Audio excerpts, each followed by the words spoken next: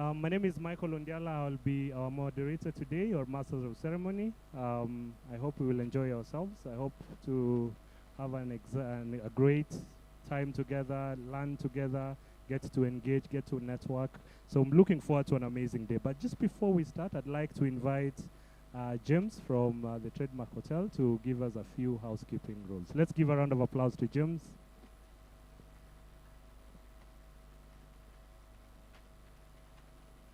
Ladies and gentlemen, good morning. My name is James Ngoru. I'm part of the Health, Safety and Security Department, Trademark Hotel and the Tribe Hotel. First and foremost, I would like to extend a warm welcome to each one of you, and we are glad to have you here with us today. I want to assure you that your safety and well-being are our top priorities throughout your stay here at Trademark Hotel. I would like to share a few points with you. In terms of fire safety, I would like to inform you that we don't have any planned fire drill today. And if the alarm goes off and you are asked to evacuate for any reason, we have our designated fire exit points. One is on my right side. We have a signage, well illuminated, and once you are out of this fire exit point,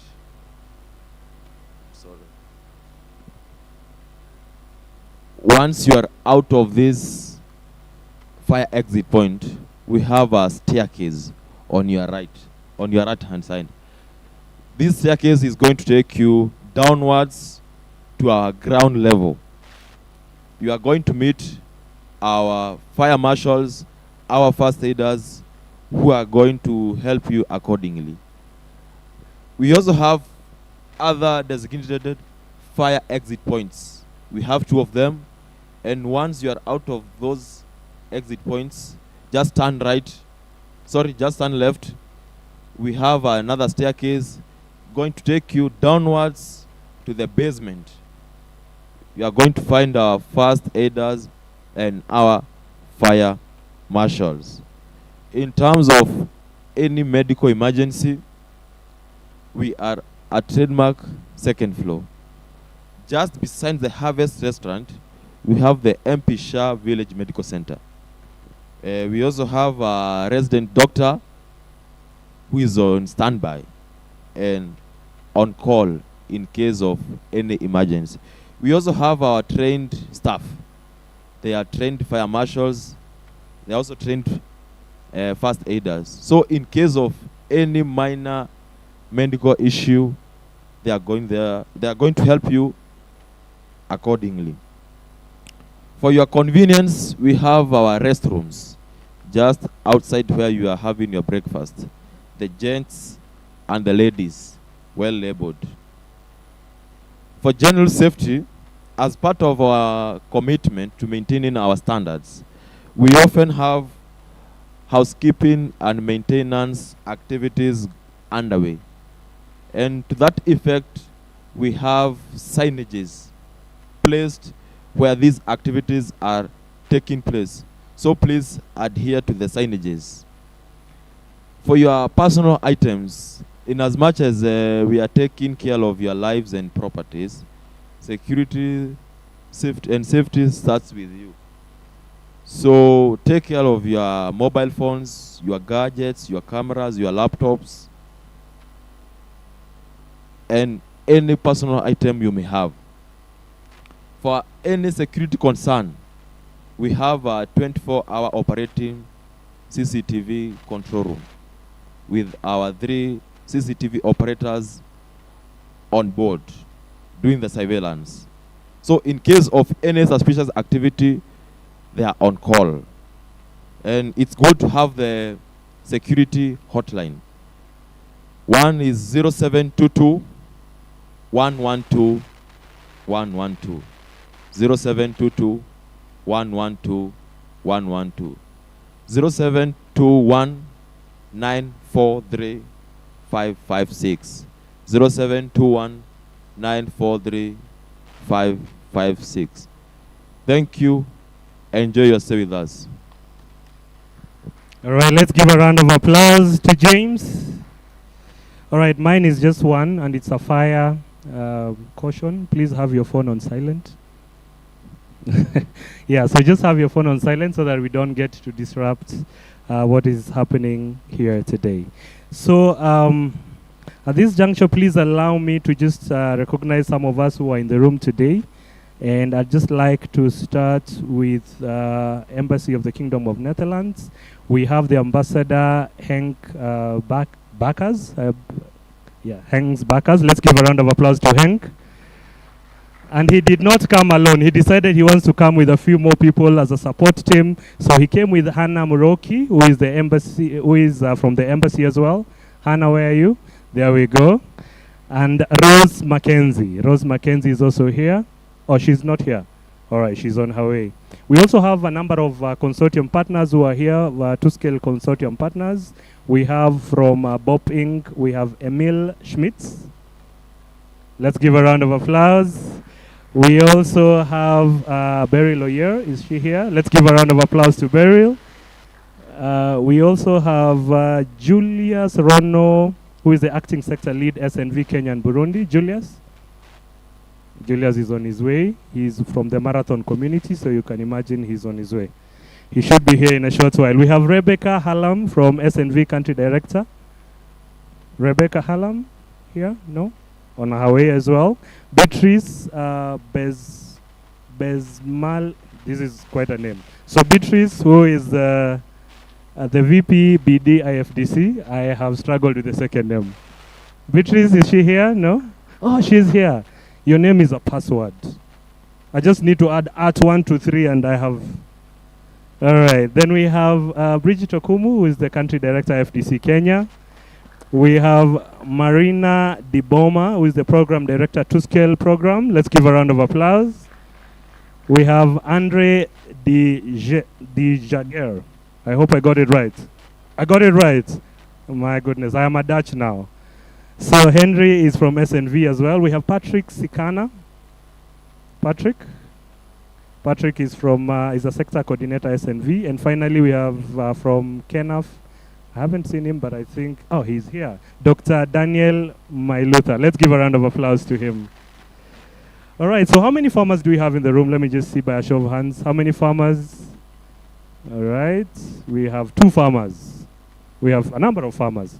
How many other development partners are here in the room from IFDC? Any other development partner who is here, just raise up your hand. Let me see. We want to acknowledge and celebrate you. Very good. How many people are coming from Government of Kenya? Government of Kenya. All right. There we go. And which group haven't I remembered? Private sector who are here? Let me just see by a show of hands. Private sector. All right. Quite represented. Any other group that is probably not on my list, but they are here today? All right, so we will get to acknowledge more as we come. All right, so second. So today we are gathered here to celebrate, to get to see what 2SCALE has been doing, and also to celebrate 13 years of impact that the 2SCALE program has been having in innovation, partnership, specifically in inclusive agribusiness across Kenya. And I think about 3 years ago, we were here, just in the same room, celebrating 10 years of great impact. How many people were here 3 years ago, 2022? Yeah, there we go. You danced a lot, yeah? We will decide whether you dance today. But we were celebrating 10 years of amazing, amazing work that 2SCALE has done. So before we dive in, I just want us to walk us through how the day looks like. We have a number of remarks that we will get to hear from IFDC together with the Dutch ambassador. Our PS also is on her way coming, PS for MSME development. But we will also get to see a video of the 2SCALE approach in a short while. We'll also get to hear from farmers who have had the frontline seat or frontline role to be able to just experience what 2SCALE has been doing. So at this juncture, in the interest of time, please allow me to invite to stage to come and give us her welcoming remarks. That is the Country Director IFDC Kenya, Bridget Okomo. Let's give a round of applause to Bridget. Come on, give her a better round of applause. She's the first speaker.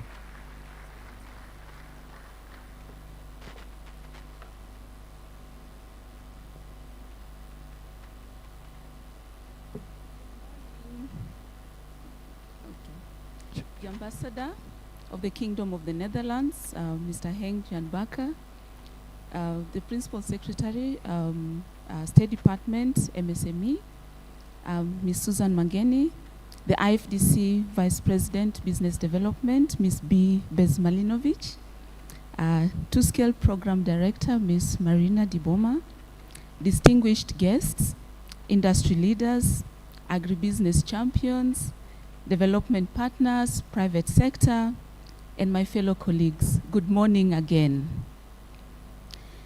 It's really with great pleasure and joy and honor that I welcome you to this important occasion, the closing of the 2SCALE program in Kenya.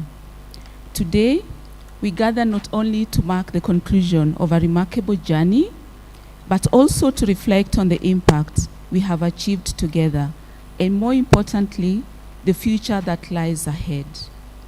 Karibuni sana and welcome to this event. If you missed my name, I'm Bridget Okumu. I'm Country Director Kenya for IFDC.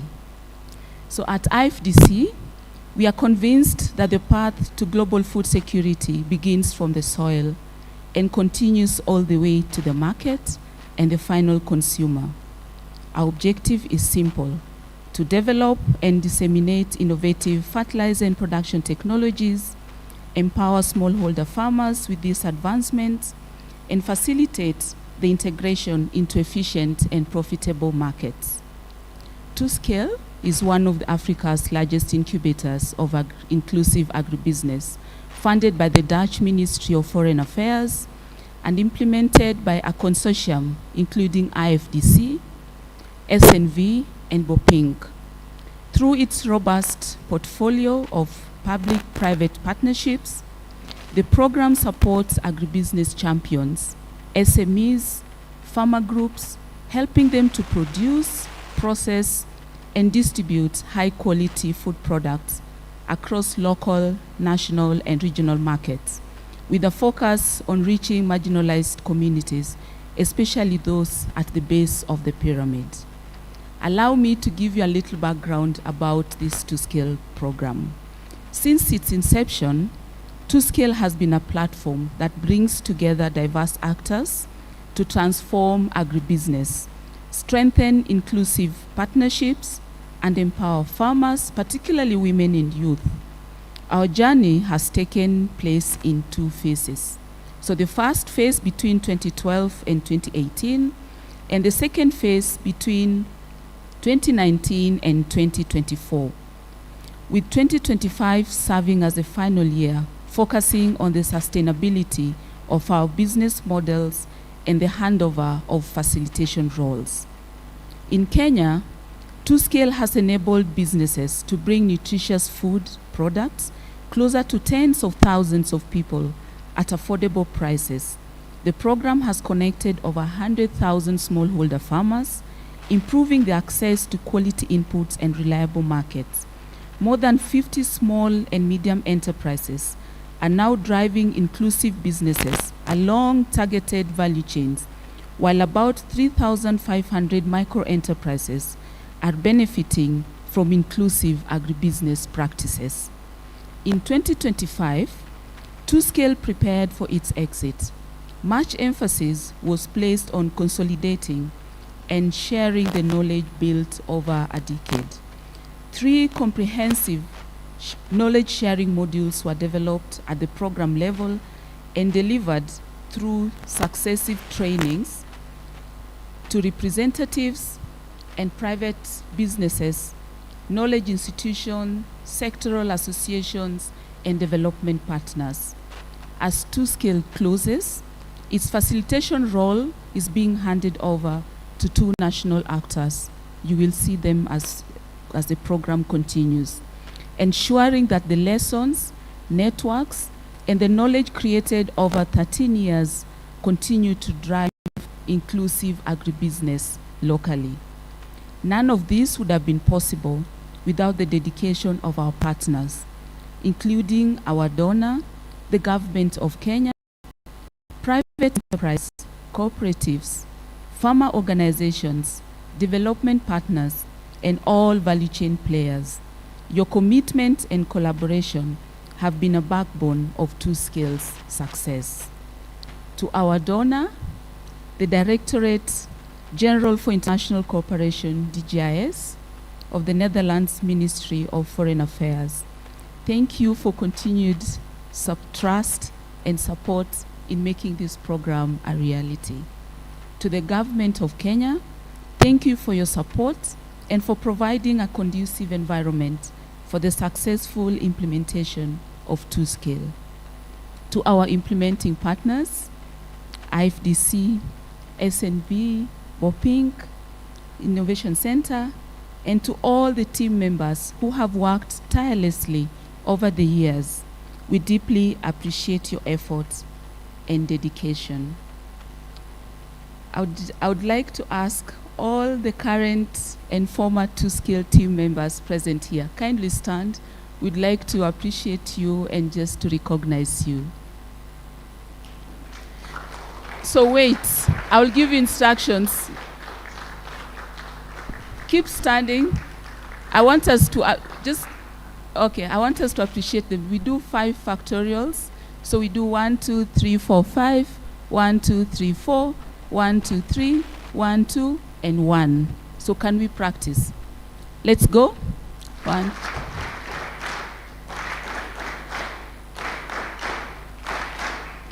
Okay, now let's do it for them. That was rehearsal. So let's go now for the real appreciation. Let's go.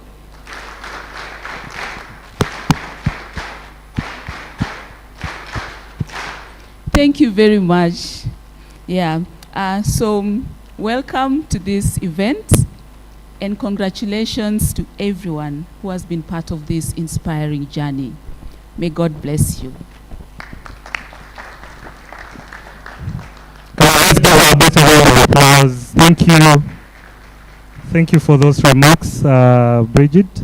At this juncture, please allow me to invite our keynote speaker. That is His Excellency Henk Jan Becker, who is the Ambassador of the Kingdom of the Netherlands to Kenya. Let's give a round of applause to him. Yeah, just celebrate him until he makes his way here. Karibu sana. Thank you very much. I stand on the protocol observed by Bridget. As we say in this part of the world, all protocol observed, which is a shorthand for if I forgot to mention you, I'm so sorry.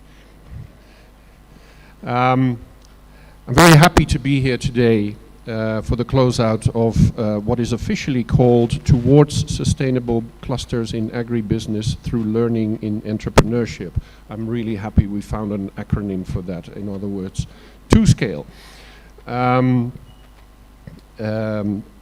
And I'm very happy to be at the closeout session. I usually get invited to launches, and that's great because then we celebrate something that we have all sort of developed together and it's starting. But here we can really look at what the program achieved in those 13 years.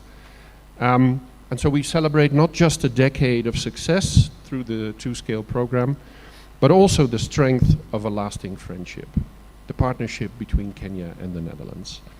For many years, our two countries have worked side by side on food systems and innovation. We share a common vision to produce safe and nutritious food, strengthen food security, and empower farmers and businesses economically. Smallholder farmers produce more than 70% of the food used domestically and exported globally. And any support to them has multiple benefits for society at large.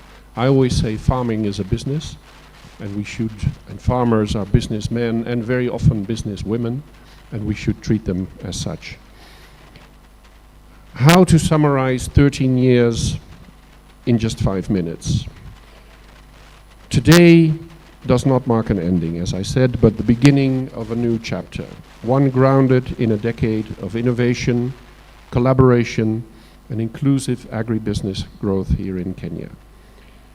Again, I would like, just as Bridget, to appreciate the project team, and that we give a warm round of applause. A normal, but we're not going to do that thing again, because you're better at that than I am. But a warm round of applause for all those who contributed to this journey. Very well done. Also a thank you to the government of Kenya for its support in the successful implementation of 2SCALE, which was carried out in close collaboration with county governments across the country. The three implementing partners, of course, IFDC, the BOP Innovation Center, and SNV, who brought in expertise and commitment to deliver results. 2SCALE results are visible. It was inspiring to come across, and I'm giving a few examples. A farmer planting a new seed variety to increase productivity, one that does well also during dry season. Cooperatives doubling collection of quality milk, and farmers being sure where to sell their next liter of milk. Technology, a farmer in Busia country with a gadget to measure moisture for his soybeans at home, he can reduce post-harvest losses. Sorghum farmers getting better prices for their harvest, and at the same time being trained on better fertilization application. Or what about an aggregator being able to access money from nearby financial institutions to expand their porridge flour business? Youth gaining skills in dairy farming in Meru County, and another group in vegetable seeds production in Kajiado country. And over the last 5 years, the program leveraged more than 13 million euros in private sector investments. Fantastic examples of the success of this program. And it's a strong reminder of what we can achieve when Kenya and the Netherlands work hand in hand. It reflects development cooperation in action, blending ideas, resources, and expertise to deliver meaningful results. It was not without challenges related to water, weather, seasons, productivity, demand for products, etc. But these are the building blocks that we have today. And as the program closes, we must not see it as an ending, but as the foundation to build upon. In doing so, the impact of 2SCALE will live on, not as a completed program, but as a catalyst for continued transformation led by national actors, for Kenyans, and for others across the region. As the Netherlands, we remain deeply committed to supporting Kenya's journey towards a transformed agriculture and food system. We do that in many other ways apart from 2SCALE. By working together, we look forward to new opportunities for collaboration, partnership that will drive lasting growth, inclusivity, and sustainability. Asanteni sana, thank you so much, and I wish you a very, very good, interesting, and most of all, cheerful day.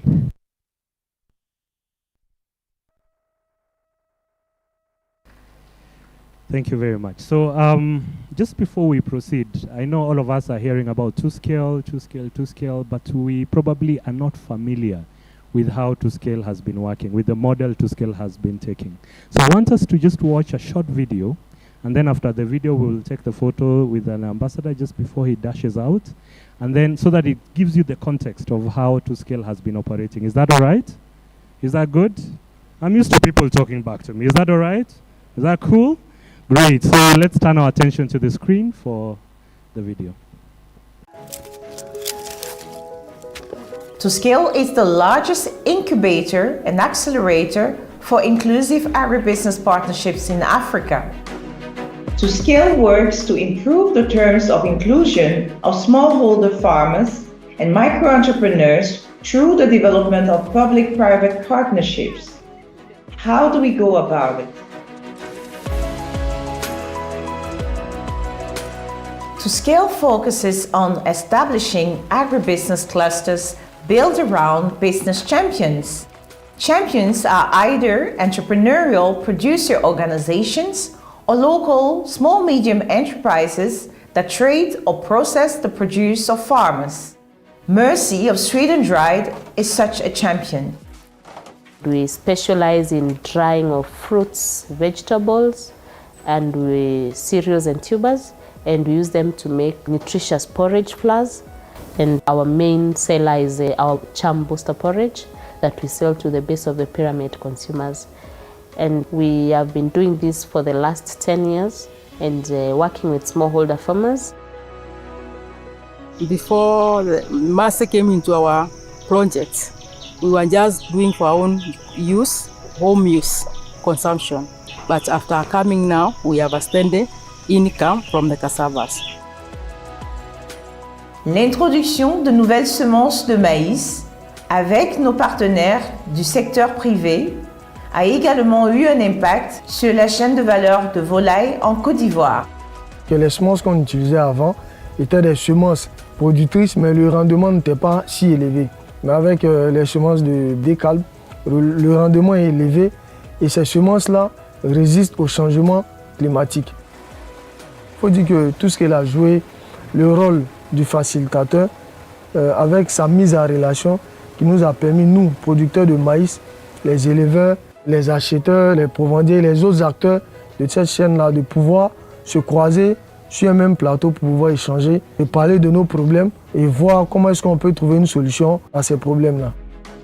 Un partenariat commence avec le champion d'affaires en collaboration avec 2SCALE comme facilitateur de PPP ou partenariat public-privé. Capacity building for producer organizations has a significant impact on the entire value chain. These cooperatives become true business champions.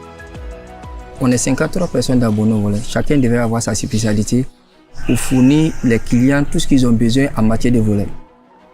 Et grâce à tout ce qu'on on a reçu des formations qui nous aident à perfectionner encore plus notre travail. Des 300-500 poulets qu'on faisait, grâce à un partenariat 2SCALE, aujourd'hui on a jusqu'à 30 000 poulets le mois. Donc on peut dire que ça a apporté beaucoup de choses. Youth unemployment is a growing challenge in Africa. An answer to this challenge can come from the agricultural sector. Through the collaboration between 2SCALE, Meru Dairy, and the Meru National Polytechnic, we have been able to train youth in handling animals. Personally, I'm a trainer in Meru National Polytechnic, and we developed a special curriculum whereby the young people can now train and get the necessary skill and get employment. Now I'm employed, I receive salary, I can get off for my needs. I'm so proud of this. Yeah. L'accès au financement est crucial, mais pas toujours évident. 2SCALE s'efforce à mobiliser des services financiers pour répondre aux besoins des acteurs des chaînes de valeur concernées. Oui, vous épargnez combien? 1000 francs. Ce qui nous a poussé à aller vers l'AVEC, c'est la pauvreté. Nous avons trop souffert. Avant d'aller au champ pour payer même les produits pour aller faire nos champs, aller nettoyer tout ça là, on était obligé d'aller prendre les prêts avec nos amis partout. Tu vois ta parcelle, mais tu ne peux pas travailler parce que tu n'as pas les moyens. Depuis que nous avons connu l'AVEC, en tout cas, toutes les femmes sont devenues autonomes. La femme aussi travaille pour aider la Côte d'Ivoire. Parce que c'est nous qui mettons toutes choses. On met maïs, on met tout. On met manioc, on met du riz. Si cela c'est produit, la Côte d'Ivoire gagne. Our collaboration with 2SCALE from 2019 has been amazing. Right next to me, we have the milling machine. We partnered with 2SCALE in the crowdfunding, and also the bank came in to support us. We have not increased the price for our charm booster to the BOP because when we brought in the machine, the cost of production was reduced. Outre l'amélioration de la production et des économies d'échelle, nous examinons également avec nos partenaires comment mieux commercialiser leurs produits et faire en sorte qu'ils attirent et atteignent les consommateurs ciblés en accordant une attention particulière aux consommateurs à faible revenu.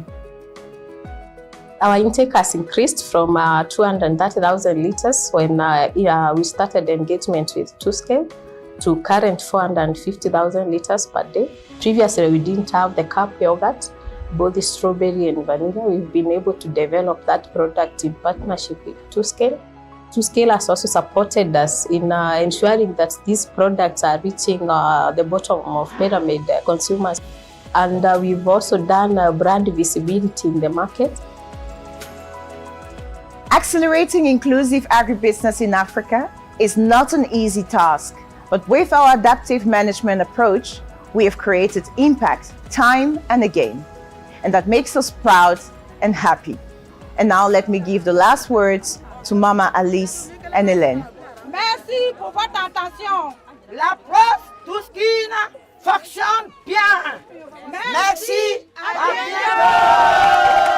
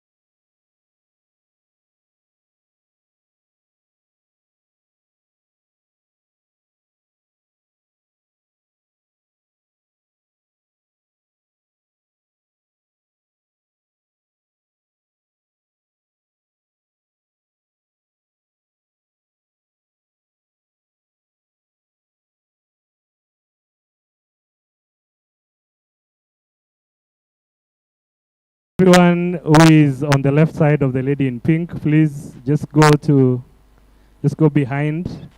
If you can actually just go behind up. All right.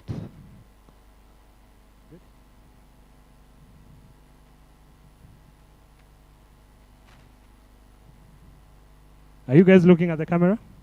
All right, smile now. 1, 2, 3. There you go.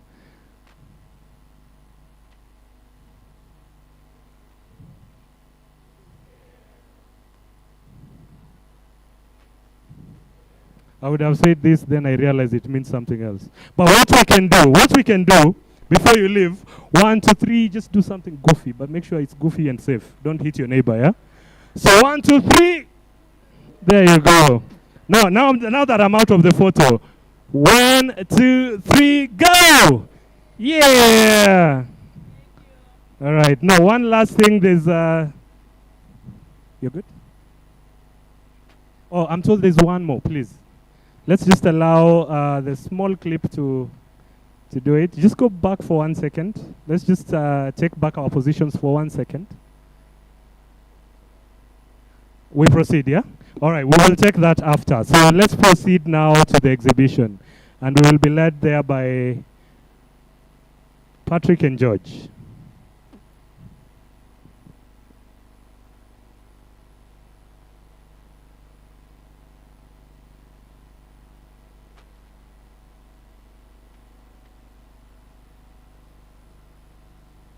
All right, let's proceed to the exhibition. And then thereafter, we will take our tea.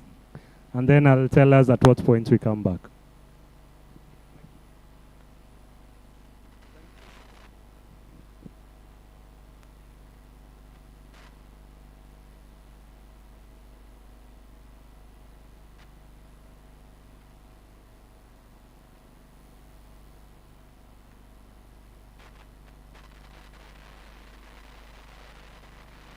In agriculture is a bit high. There need to be some transition for young people to begin to assume the role of the aging generation, such that food security will not be a challenge. So the motivation largely has to do with encouraging more young people to see agriculture as a business. 2SCALE uses the OA approach, that is opportunities for youth employment approach in engaging the young people. The first thing is identification of young people who can be involved in the activities within the value chains. And this is not only at the level of farming, direct involvement in farming activities. 2SCALE nous avons aidé beaucoup dans la formation. Donc on a suivi des formations sur la position du manioc d'abord. Ensuite, ils nous ont demandé de donner des formations sur la transformation du manioc. They can also be engaged in various activities across the value chains in which they can be involved into earn an income, or they can also be involved into develop enterprises which will help employ other young people. A youth service gang.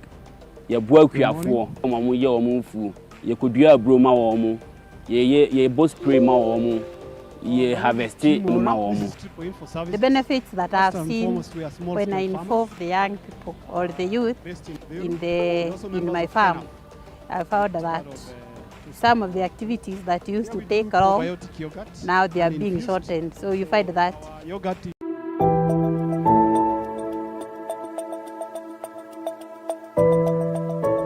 Agriculture is the main source of livelihood for numerous households in Kenya.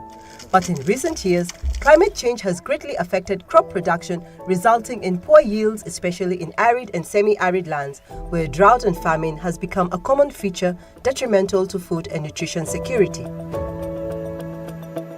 To remedy the situation, 2SCALE, working in partnership with Tegemeo Cereals Enterprise Limited, have introduced and are enhancing the production and consumption of drought-resistant biofortified pearl millet, an improved millet variety, high-yielding and drought-resistant that is helping curb cases of malnutrition as well as benefit smallholder farmers as they increase their income. 2SCALE, they supported Tegemeo to buy biofortified pearl millet because it is very much expensive. Also, supporting Tegemeo to facilitate KEFIs to come to inspect crop to the field so that farmers will be able to access quality input and at affordable prices. Ukiangalia kwa hii Bio 45 ina machua mapema, inachukua kama miezi 3 hivi, miezi 3 na nusu Kikombea na ile ya zamani inakaa kama miezi 4 miezi 5 hapo kitambo ikomae. Despite this rising demand, the availability of sufficient quantities of biofortified pearl millet seeds remains a challenge for many smallholder farmers and aggregators like Tegemeo. Seed multiplication of biofortified pearl millet seed is a viable solution to this challenge, and this is currently underway thanks to the 2SCALE and Tegemeo partnership in collaboration with Kenya Plant Health Inspectorate Services, KEFIS, who ensures production of quality seed is well adhered to initiate farmer-led solution towards adequate quantities of biofortified seeds. Currently, 200 farmers are carrying out community seed multiplication of biofortified pearl millet on 80 hectares of land in Tharaka-Nithi County. They use conservation agriculture, changing the narrative from poor production to better food sufficiency. Conservation agriculture entails to 3 factors. That is the minimum tillage of the soil, crop cover, and crop rotation. When these 3 factors are constant, the production is very high as compared to the traditional method of farming, whereby when you come to road preparation, you plow all the area. But when you come to conservation agriculture, you only plow where you are going to plant. Wakati wa zamani tulikuwa tunalima either na ng'ombe ama unalima na tractor, lakini wakati huu tunatandika kama ni hii manyasi na unakonsabu mchanga isiende kusiwe na erosion yoyote. Inakuwa machue nini na manure ya kutosha. Inatusaidia sana. Hata ukipanda mbegu inapiki vizuri. To ensure the quality of the seed multiplied by farmers, the partnership has enlisted the support of KEFIS to conduct regular inspection for quality control. For pearl millet, we do 2 inspections. The first inspection at flowering stage and the second inspection at maturity, like for this one.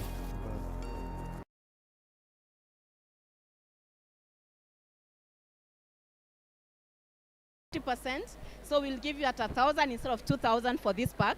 So make sure that you don't go home without. And you can find us online on social media. Just Google Sweet and Dried and see what amazing products we are doing and how we are supporting farmers. We are currently partnering with small-scale outlets, but our biggest focus is on smaller enterprises. So currently we are supporting over 60 micro enterprises. So they get the product in bulk and they can have them distributed to consumers at the BOP level. Yes, they can brand it, or they can actually do the scooping, like for the porridge flour. Yes. Yes, we are also distributing on Soko Kijiji, so if you go online, you can get it. And our future, we are looking at now making sure that everyone gets to understand how you can manage the environment by using the indigenous crops like the vegetables to do covers instead of having the bare soils, and looking at how we can use the solar energy. All this is solar dried, so we are using solar energy to dry and preserve the foods that previously would have gone into waste. You'll be surprised that this mango is what was in the season in January. And now we are in April and still can eat, we are in November, sorry, and still you can eat fresh mango. So it's more on value addition and conservation of what is happening in the farms. Yeah, thank you. Thank you very much. Thanks a lot, Mercy. Well done to Sweet and Dried. And the next exhibitor is a cooperative that was formed out of our work in the soybean value chain. And we discovered there was a space for the cottage industry. And we worked with a number of women who are trained by the Government Institute for Research and Development. And they have been able to move from just making soy milk to products that have now been certified by the Kenya Bureau of Standards. And we have Fadhila, who will be talking about their products and how far they have come. Are you comfortable in speaking in English? Swahili, we'll do translation. Majina yangu naitwa Fadhila Juma. Mimi ni value addition. Nafanya value addition ya soya. Lakini on 2018 nilikuwa na shirika la ADS Western. Tulikuwa tumefunzwa maneno ya mboga ya kienyeji. For 2022 2SCALE ikakuja na hiyo ikatukujia na mradi wa soya bean. ikatupatia inputs za shamba, tukaanza kupanda soya, wakatufunza how to make the product from the soya. Mwanzo unalima, una harvest, after harvest unakuwa processor. Tulichukuliwa kama vikundi, tulichukuliwa wamama 12, hawakuwa wa kikundi moja, zilikuwa group tofauti. Tukapelekwa Kiridi, tukafunzwa maneno ya kumeka soya crunches, tukapewa mpaka CAPE certification, soya crackers, soya beverage na compost flour. Hii yote ni kazi ya 2SCALE stroke ADS Kakamega. Tumefunzwa kutengeneza unga ya uji kutoka kwa soybean, unaweza angalia tu, haina shida. Tumeletewa mpaka na machine ya kusiaga mafuta kutoka kwa soybean. Tuko na machine kutoka kwa 2SCALE. Tuko na machine ya kugrind soya beverage, pia tunatoa kwa soya. 2SCALE ilitu introduce kwao, tulijiintroduce kwao tukiwa kama vikundi. Kwa sasa hivi tuko cooperative. Tuko na cooperative, tumerani mwaka mmoja, tunafanya kazi vizuri ya soya, na walituhimiza sana wakasema, kama uko na bidii, ukiona soya ni kitu ya muhimu, you can make your own business. Sasa ukikuja kule Kakamega, kila mama ako na business yake ya soybean through 2SCALE. Ninashukuru sana 2SCALE. Sasa future yetu sisi kama cooperative ya Western Soybean Cooperative, tuko kaunti 3, Bungoma, Kakamega na Busia. Sasa tulikuwa tunaonelea Mwenyezi Mungu akitujalia tupate market kubwa, tunataka our own machine ya kuprocess this compost flour, kwa sababu sio yetu, tunaenda kwa wenyewe. Lakini tunaomba Mwenyezi Mungu akitujalia tunataka tuwe na yetu. Iwe tu kampuni yetu ya Western Cooperative Soybean. Ninashukuru sana 2SCALE. Mimi ninapenda 2SCALE na sitaki hata nisikie mnasema mnaenda. Yes. Thank you very much, Fadhila. Yeah. Okay, thank you. All right, so I want to bring the visitors here. And this is Shalem Investments Limited. And they are doing they are doing sorghum products that are blended with other things. And we have somebody who will be talking about the products and what we've done with them and where they are going. And also for a very innovative product that they have ready to eat, ready to pre-cooked ugali. He can talk about that. Hi everyone, my name is Ken Warui from Shalem. Shalem began as an aggregator of sorghum, and through 2SCALE we were able to collaborate together and began this porridge and diversify. So partnership we were able to grow more into feed mill, whereby it's not a commercial field where they can be availing those feeds to our farmers at cost. The other intervention that we've been able to do to our farmers to ensure they increase their production is that we dedicate our own department on artificial insemination. We've also opened some AI satellite to ensure that we bring this semen closer to the farmers. They're able to get them in time and the animals are served in time. And we've employed 12 artificial insemination technicians. We've seen our farmers take up these services well and they appreciate. I also got the service of artificial insemination, whereby through MDU we are able to get the important semen, and I've been able to get the improved genetic make of my animals, and they have been able to improve my hand.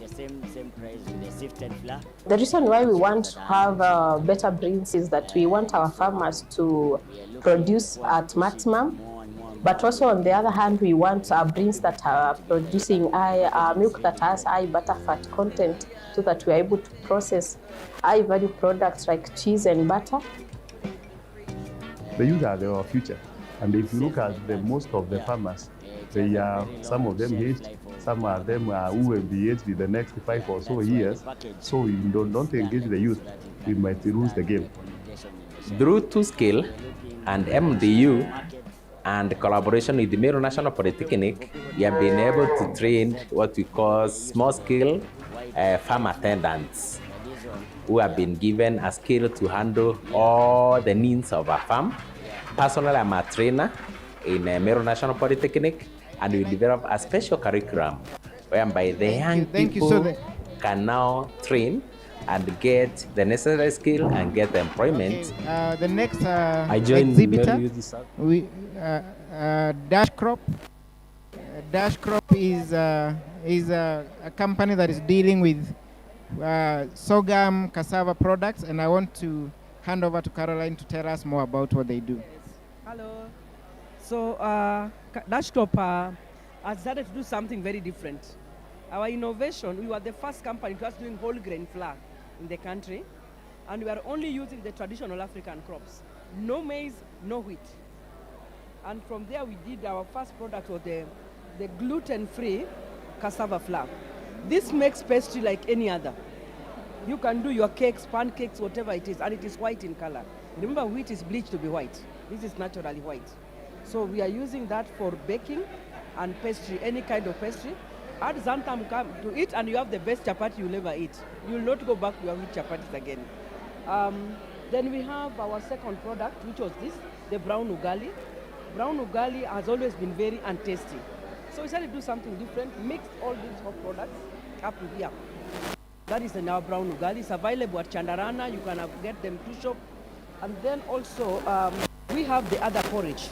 This is a gentle porridge, a mixture of all the products except sorghum. This one doesn't have sorghum. And this is also very available in the supermarkets. We intended it for adults, but babies have taken it up. Actually, in the village, the most products you are most likely to get in the BOP in every shop is this product. And they've nicknamed it baby porridge. So while we didn't call it baby porridge, they call it that. Then in Kenya, probiotic food is very expensive, very. So we decided, what is it with probiotic food? Fermentation. And so we've done natural fermentation. We have the first certified fermented flour in the country. Since 2020, there was the dish competition. This one, it was top 50, number 27 globally in the dish competition for innovation. So this one is available again in the supermarkets. It's naturally fermented, no additives. Again, from all these African crops. It doesn't have soy. There are children who are lactose intolerant. Children who are lactose intolerant can't take milk. What do you do with them? So we decided to take soy. We are not going to extrude. We will roast soy the natural way. When you roast soy, again the cover comes out, it's cooked. So we've roasted soy, we've roasted amaranth, which is called locally terere, and we've roasted finger millet, the local African finger millet. And that is how we got this. Okay. This tastes like Cerelac for those who took Cerelac. So it's our version of the African Cerelac without sugar. You can add sugar, you can add whatever honey to it and give it to a child. We are selling it very fairly. There are people that we work with, community health workers, we leave them at 50 bob a piece. But in the urban areas, we sell it at 100 shillings. Yeah, for that group, because we are looking at those who are having malnutrition. So these are our products, from 50 shillings to 250, very affordable, base of the pyramid. So far, we are doing 630 supermarkets. We have shops in Mombasa. Here in Nairobi, we are at Komanange Street, in Kisumu and Kericho. If you go to Kipchimchim, you'll get us. So a lot of supermarkets have now taken us, and you can also shop us online. Yeah. So that is the story of Dash Foods. I don't know that Daniela, you have anything to add? Yeah. And thank you. Marketing and social media. Thank you very much. Great product. We appreciate your work. So we are moving next to the next exhibitor, our partner, Moya Rice Growers. And this has been a very old partnership from 2SCALE 1 and 2SCALE 2. And we want to hear their story with the rice, which is a staple food in Kenya, and to know what they are doing with farmers, soil fertility, and the markets. Welcome, Dixon. Okay, thank you very much. This is Moya Rice Multipurpose, and our cooperative, it is production, processing. So when producing farmers, getting farming input, and as well, in maybe in a rotation and harvesting. So on the side of processing, after getting that rice now, we just process, that is now drying and maybe milling. Then after that, we do the packaging. That is where now we do the value addition, we do the polishing, the grading, until we get the product. So right now we have the product, we have the brown, the far end there. Now the brown is only a matter of removing the husk, the husking. That's the process, the husking. Automatically we get the brown rice. It is good with the diabetic people and also for our health. Then we also have the premium one. After polishing, yeah, the blue one, that is the Kenya's. So that one we just grade it, polish very well, such that the whole, it is very whole, can at all. Then the one is the SPR, the special Bishori rice. Initially, we used to sell that one. After that now, so that one we pack it according to Kenya Bureau of Standard, 85% whole. That is the SPR. Then from there, if the IFDC, even now, that 25% whole. Have something when I'm selling it, and that is now we have the MRI. We call it MRI classic. Manisha is the first classic rice. That is now there. 1, 2. Komboka, with the help of the 2SCALE, we were able to get at least to meet middle class and the lower class in the BOP market. And on the side of grading, it is grade 1. It has met all the requirements of standard. It is grade 1. Now we have value added, at least so that now we can sell at a good price. In that way, we pay our farmers in at least not like before. Because now before, we used to sell the Bishori rice only, we didn't have another variety. But since now we have the combo, the semi-aromatic, our farmers are happy because they are in a position now to grow rice comfortably. And with the 2SCALE, the IFDC, we are now in a position to get the minimum. Right now we are in the market. In fact, we are in almost in all the 47 counties. We also have the sales reps who are going around, and we are in the market, especially in the big supermarket, the wholesalers and distributors. We are everywhere with that pure market. Thank you very much. Thank you very much, Dixon.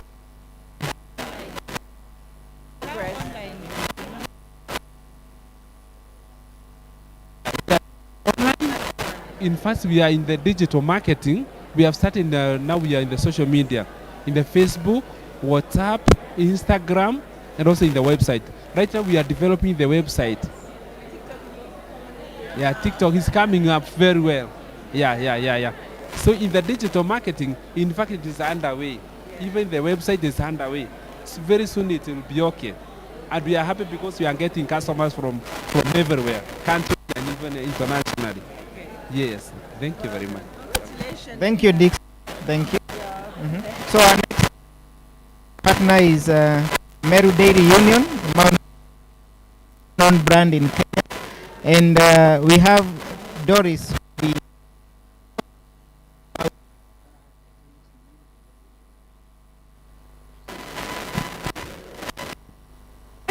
Welcome.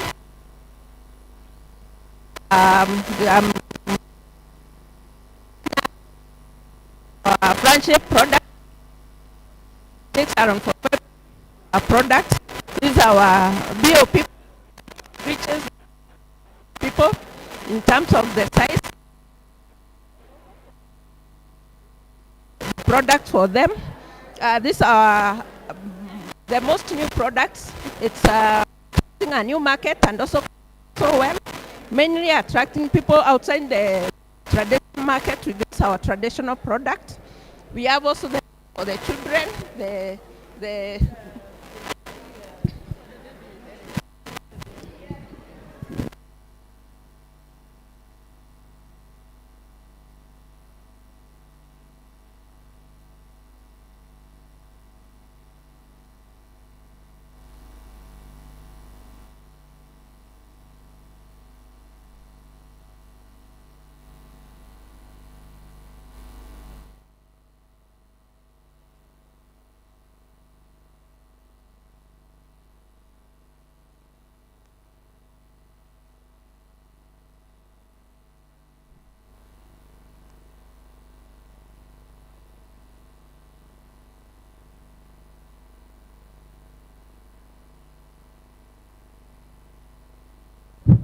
1, 2.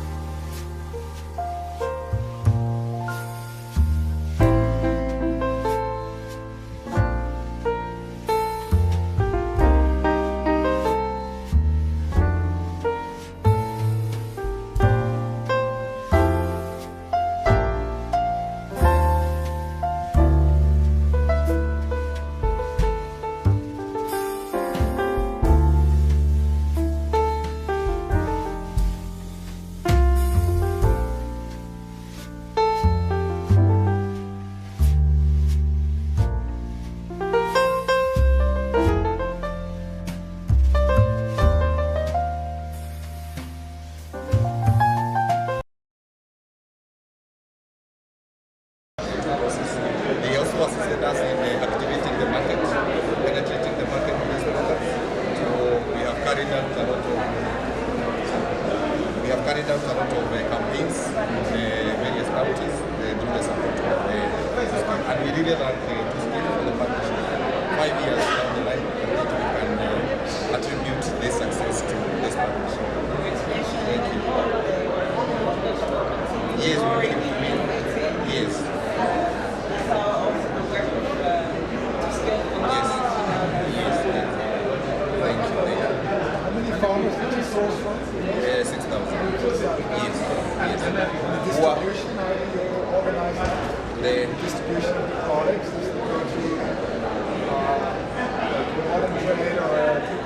Yes, we have because we have our own outlets, yes, I did not mention. We have our own outlets in Nyeri and also in Nigeria and also in Kenya County, yes, where we are selling our pastoralist meat to the BOP, the consumers.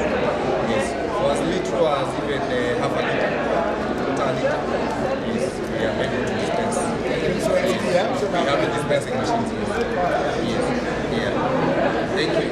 Thank you very much. So we move on to our next exhibitor, and this exhibitor is from our partnership with Kenya, and they will tell us what they are doing with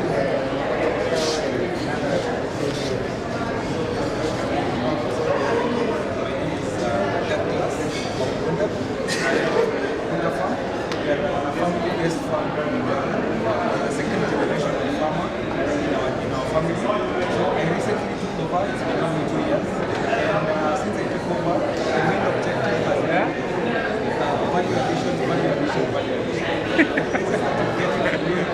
Prices that you're getting from macadamia nuts, I can tell you for a fact, like 7 to 10 years ago, we had a plantation of macadamia, and right now I think the charcoal that was from that area, we still have that charcoal.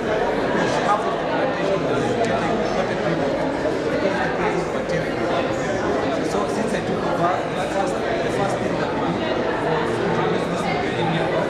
So this is cold pressed macadamia oil.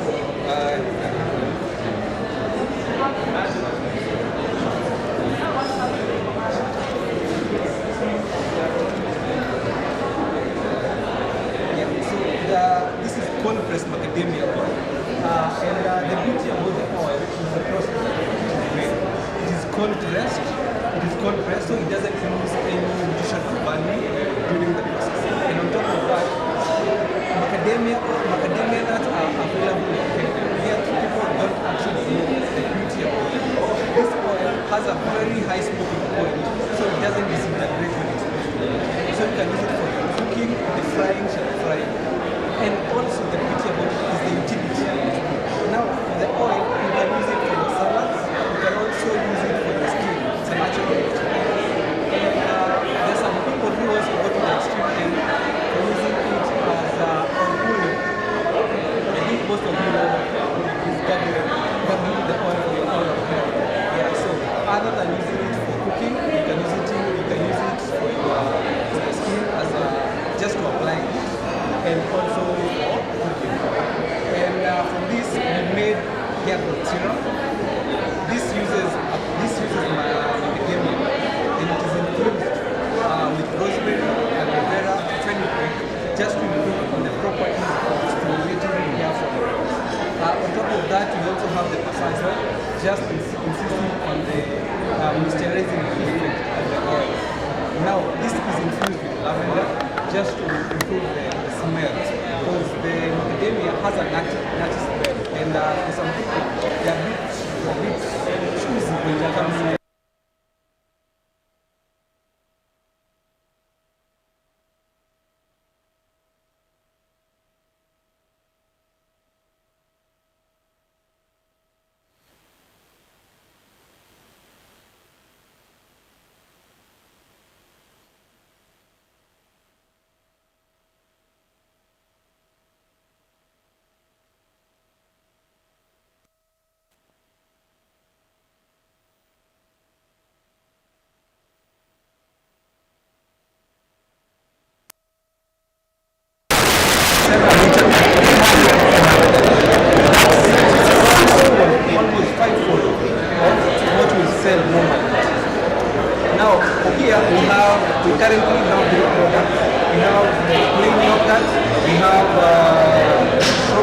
vanilla. We've actually just started to make this one. They are very fresh. Our first batch has actually been delivered today in the morning. We delivered it to a client and this is actually more of a launch. Our launch. That's why it doesn't have a brand. That's the beauty about growth. You have to start somewhere and you can't start yesterday. Well, it's better to start today. And that's why you're here. Yeah, thank you so much. And welcome to Amugunda Farm. It's in Muranga, second generational farmer here. And you can get to enjoy our oil. We are currently retailing this for only 800 shillings a litre. Our yogurt is 300. So you're welcome to pass by and enjoy the beauty of Muranga County. Asanteni.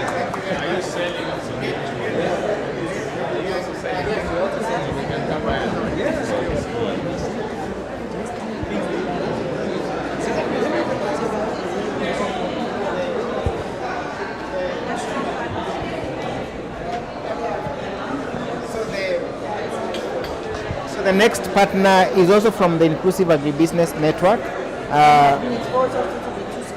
Yes. So this is Ainabkoi Farmer Cooperative. They are dairy cooperative, and Stephen will be telling us what they are doing. Okay, thank you so much. So in Ainabkoi, we support smallholder farmers. So yeah, they keep dairy animals. So we bulk milk, process, sell, and then pay back the farmers. So apart from doing value addition of the milk so that they enhance the milk price, we also support them to do better farming by taking trainings to them and linking them to various financial support partners who will enable them scale up their farming. And on our part as a cooperative is to make sure that all their produce find a way to the market. And this also we are packaged in different sizes so that also we are targeting the bottom of the pyramid consumers. Yeah, we package in the small SKUs so that we target all the market audience. Yeah. Okay, thanks so much. You have Mursik? Yeah, so Mursik is a natural milk with some herbs inside which are medicinal. So maybe you can have a sample of the mursik so that you know the taste. Yeah. Oh, you're okay? Yeah, the traditional fermentation. Yeah. Okay. Yeah, you can sample. Okay.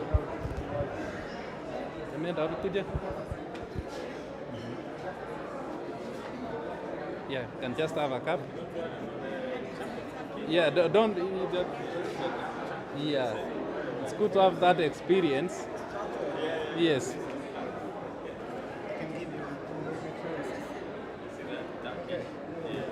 Yes. Yeah.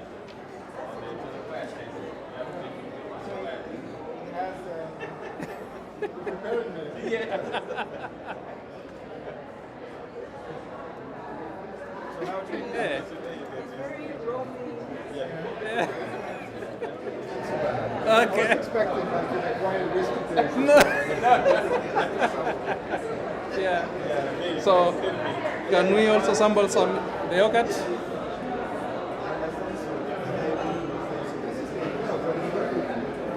Very fatty, yeah. Full fat milk. Yeah. Yes, fermented milk. Yeah, fermented milk.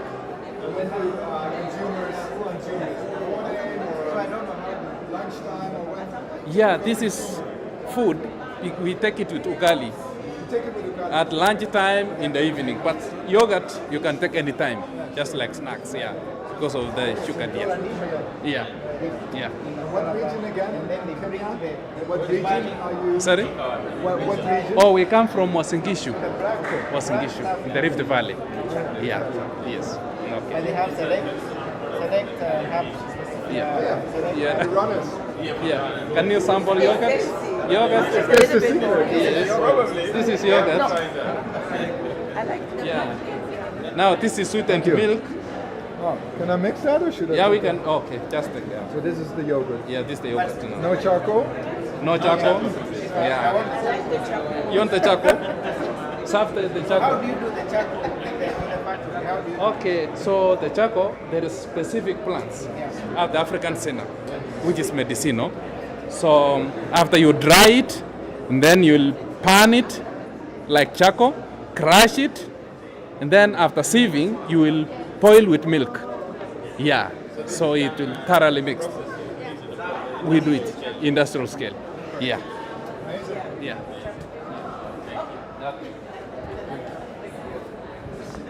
Wow. Thank you. We have enjoyed them. Okay, thank you very much. And Karibu. Okay. Pick a salad. Yeah.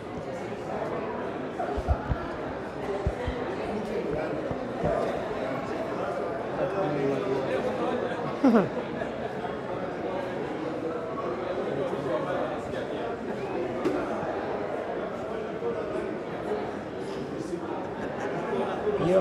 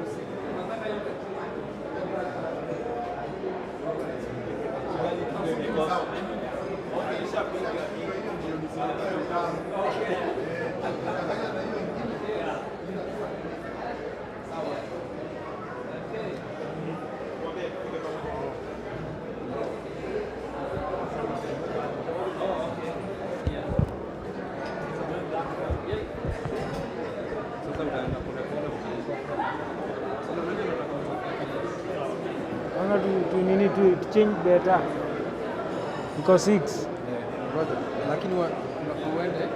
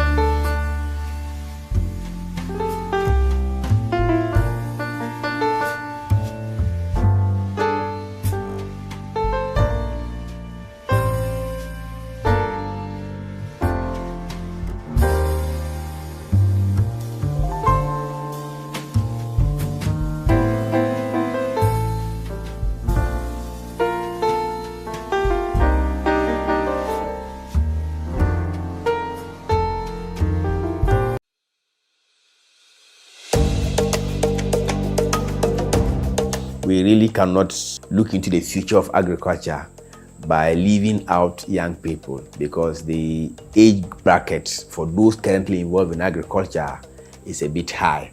There needs to be some transition for young people to begin to assume the role of the aging generation, such that food security will not be a challenge. So the motivation largely has to do with encouraging more young people to see agriculture as a business. 2SCALE uses the OYE approach, that is opportunities for youth employment approach, in engaging the young people. The first thing is identification of young people who can be involved in the activities within the value chains.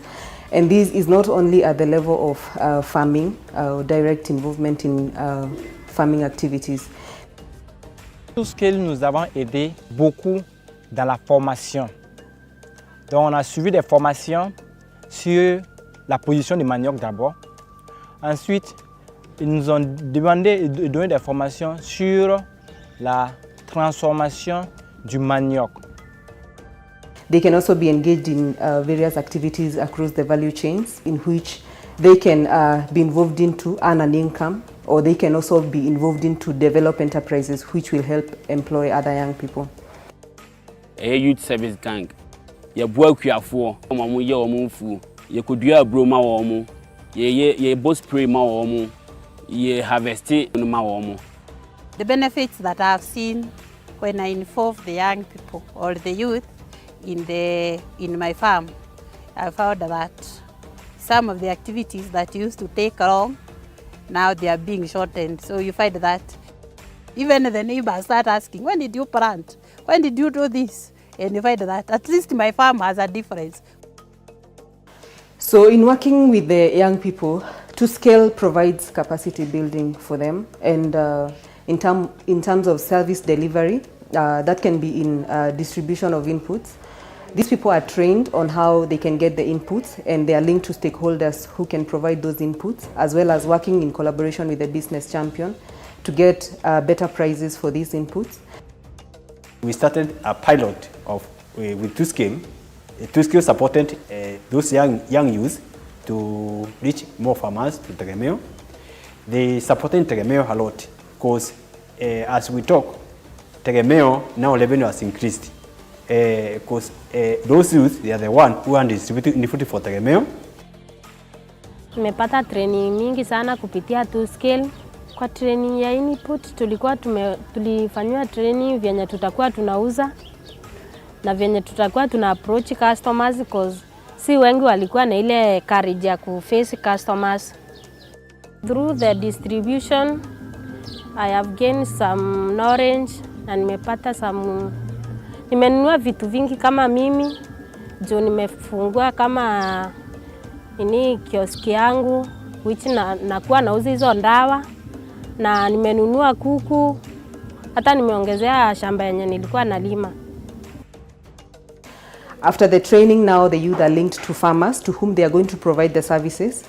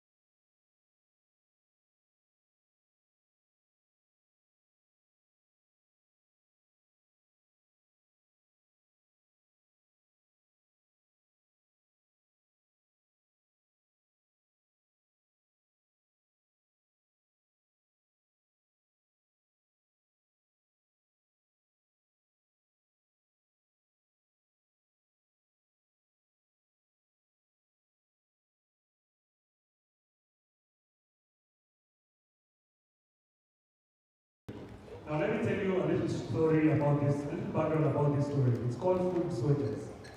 There's a photojournalist, a very passionate photojournalist from Nigeria.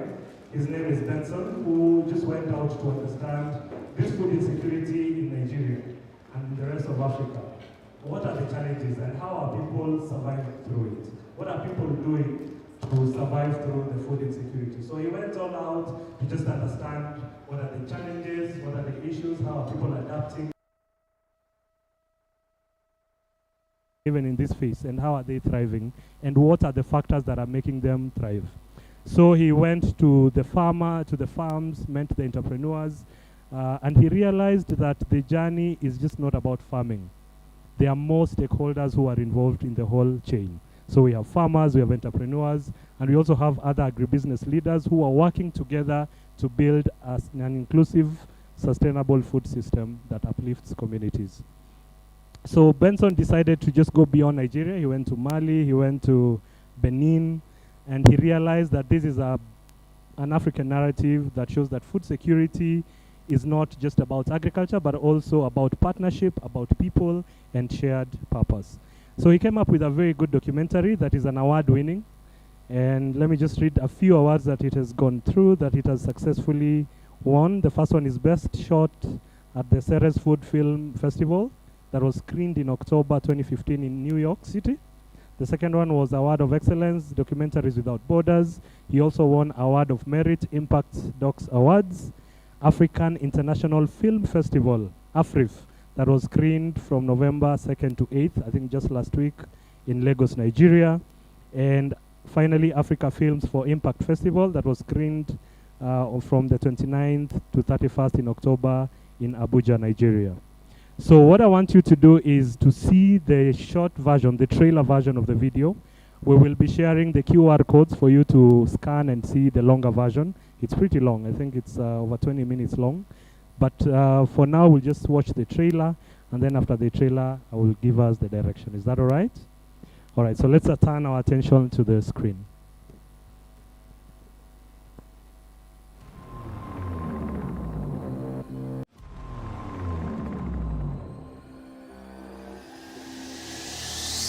I'm a photojournalist and my camera is my tool. Through it, I see the world. We, Nigerians, are hard workers, you know. But hard work alone isn't enough. Our country is struggling. Farmers are facing tough times. I cannot afford that amount based on how much I'm selling it here. It's very, very stressful. Very, very stressful. I want to find solutions to see if there's something possible to do to change this.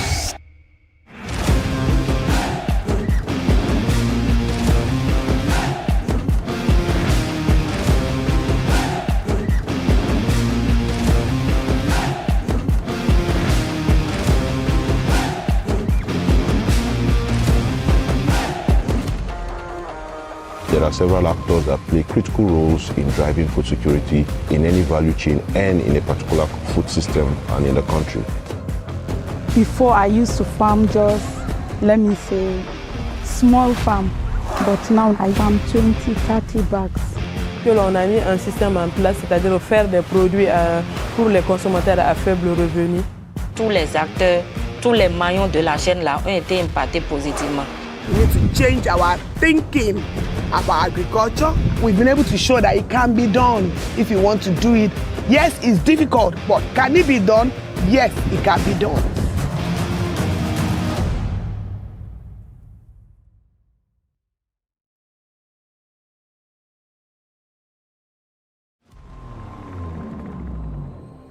Very engaging kind of videos.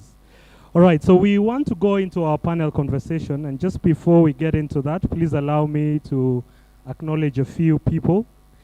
The first one that I'd like to acknowledge is the IFDC Interim Director for Country Engagement. That is Alexander Fernando. Let's give a round of applause to Alexander. Then I would also want to acknowledge the Finance Director for Bopink, Telma. Let's give a round of applause to Telma. We also have representatives from our universities. So University of Eldoret, are you here? Let me just see by a show of hand. Let's give a round of applause to him. Meru National Polytechnic, you're here. Let's give a round of applause to the gentleman. He was also on the video. Pwani University, very good. Karibu sana. Chuka University,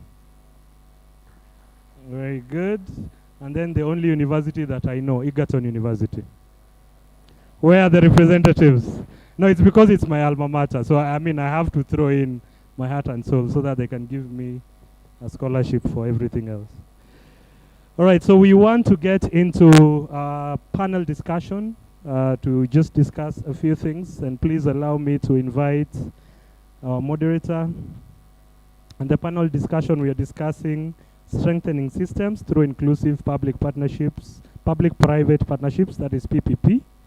And please allow me to invite our moderator. Our moderator today is Josephine Mugambi. And just a little about our moderator.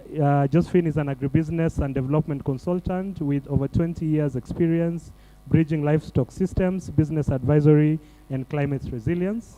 She specializes in livestock nutrition, fodder systems, and market-oriented value chains with a strong record in business model design, investment planning, and compliance readiness. Josephine is also experienced in M&D, monitoring and evaluation, project cycle management, and theory of change, working with both grassroots organizations and international development programs. So Josephine is here to moderate our panel. Let's give a round of applause to Josephine. All right, come on, celebrate her until she makes her way to the stage. Yeah, karibu sana, Josephine. I long for the day my bio will read more than 3 sentences. At the moment, I'm only called King of Good Times and MC Michael. So probably 10 more. Karibu. Thank you, MC Michael. Thank you so much for the opportunity, and good morning, everyone. I'm delighted to moderate this discussion at the 2SCALE closeout event.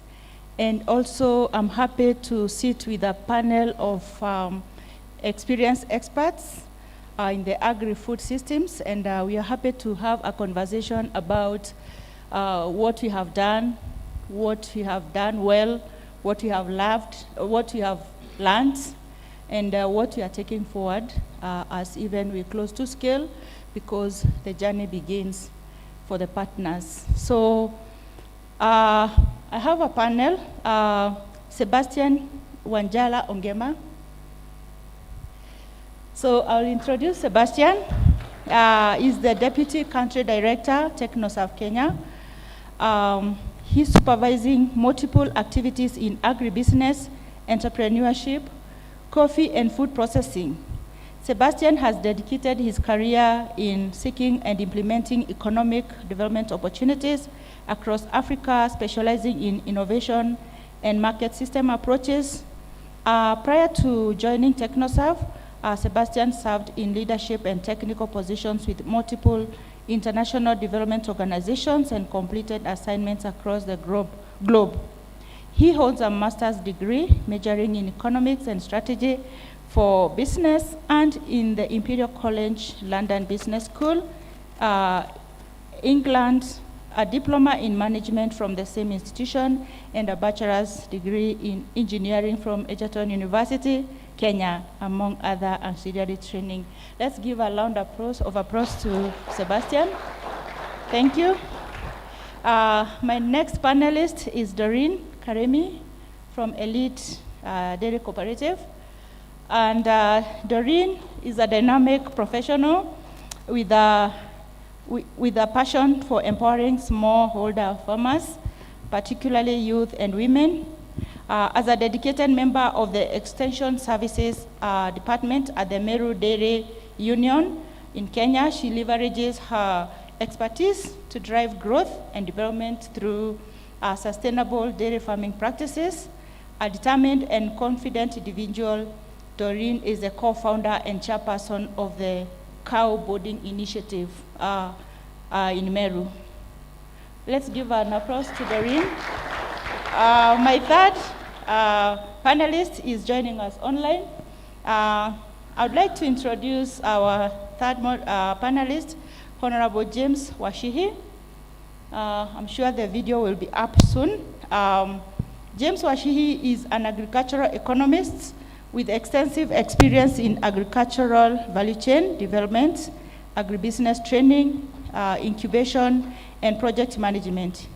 He currently serves as the County Executive Committee member for Agriculture, Livestock, and Aquaculture Development in the Nyeri County Government and chairs the caucus of county agriculture executives in Kenya.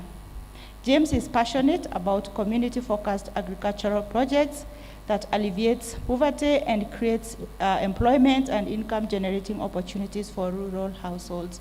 Let's give an applause to Mheshimiwa James. Fourth, I have Anthony Waweru Zaverio from MRGM, that is Moya Rice Multipurpose Cooperative. Anthony Waweru is the general manager of Moya Rice Growers Multipurpose Cooperative Society Limited. He has a position he has held since 1999. He's a graduate of Jomo Kenyatta University of Agriculture and Technology those days. He is an expert in irrigation and water engineering with extensive experience in sustainable agricultural water management. Over more than 2 decades, Mr. Saverio has played a key role in advancing efficient rice production in Kenya, providing strategic leadership and overseeing the cooperative's operations in production, processing, and marketing. Let's clap for Anthony. And finally, we have Professor Rewe Thomas from Pwani University. Thank you. He is an associate professor of integrated agro-systems at Pwani University and currently serves as co-chair of the Green Bioeconomy Coalition of Africa working group, as well as the secretariat lead for the Africa Bioeconomy University, ABU, Alliance, with experience in higher education management, including as the Deputy Vice Chancellor overseeing academic affairs, student affairs, and research. Lewe brings extensive expertise in academic leadership. Lewe also consults for organizations such as FAO, SNV, and ANINDA, focusing on food security and bioenergy systems. Committed to developing the next generation of experts, Lewe has contributed to higher education and capacity building initiatives nationally, regionally, and globally. Thank you. Let's clap for Professor Lewe.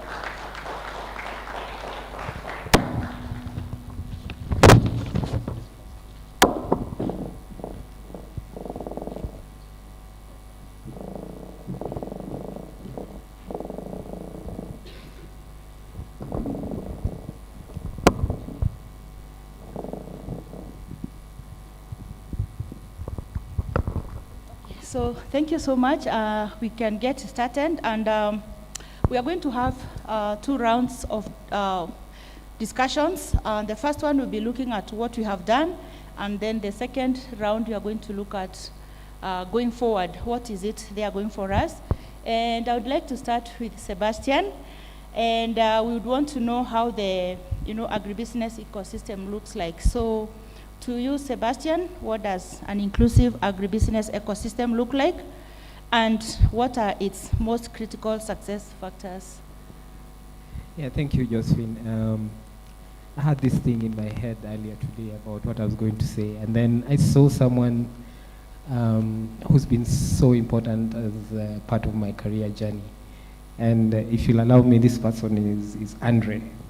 So Andre from SNV. So one time Andre called me to his office. He's our boss then at SNV. And we had a long conversation. And then he mentioned one thing. And that thing is called the Dutch diamond. I don't know whether you remember it, Andre. So the Dutch diamond, if there's anything you can take away from this conclave here, it's the Dutch diamond. Because the Dutch diamond really underpins the design of the 2SCALE program. It includes the public sector, the private sector, civil society, and what's the last one? I keep on forgetting, Andre. Knowledge institutions. So if you look at all the partners within the 2SCALE program, they represent what you need for a functional agribusiness system. It means that you include everyone. Includes that you purposefully make investments that transcend value to lower income communities. And the success factors still go back to that Dutch diamond. Success factors are about meeting the interests of all those people within that system.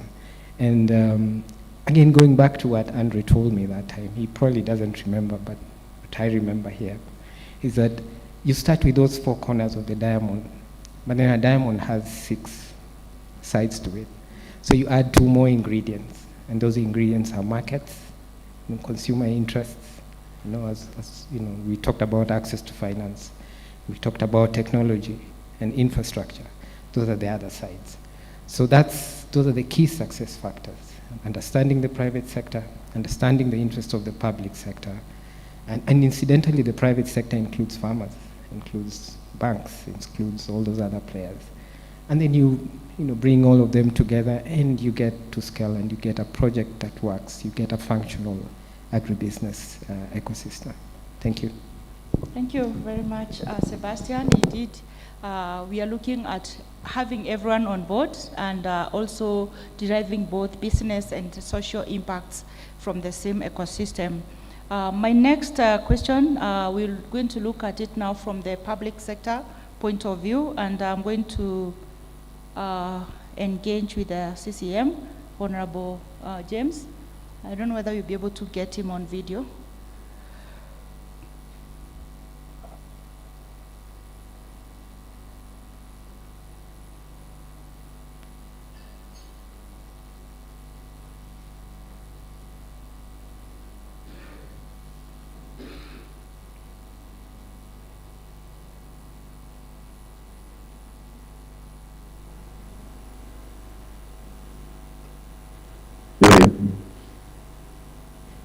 Thank you, Mheshimiwa. Can you hear us?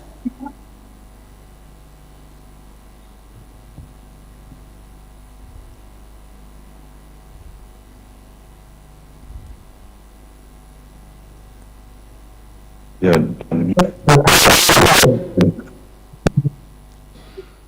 Hello, can you hear us, Mheshimiwa?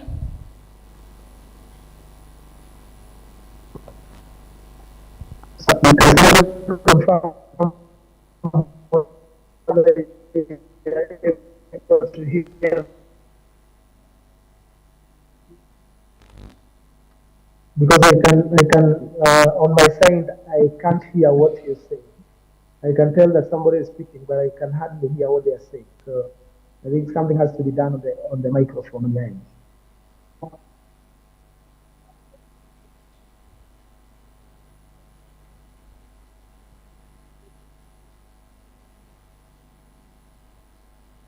You can skip and as okay. You can skip Okay. We can continue. Are you able to hear us, Mheshimiwa? I think we can hear from the next panelist as we sort out the technology.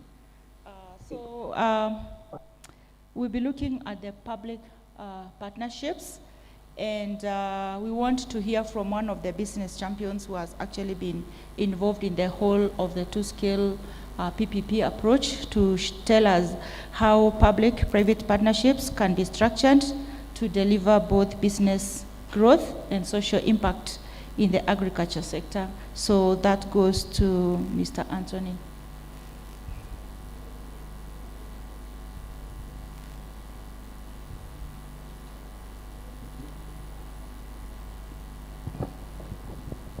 Okay, thank you. Good morning. My name is Anthony Wawero, Moya Rice Growers Multipurpose Cooperative Society Limited, Moya East and West Sub-County, Kirinyaga County.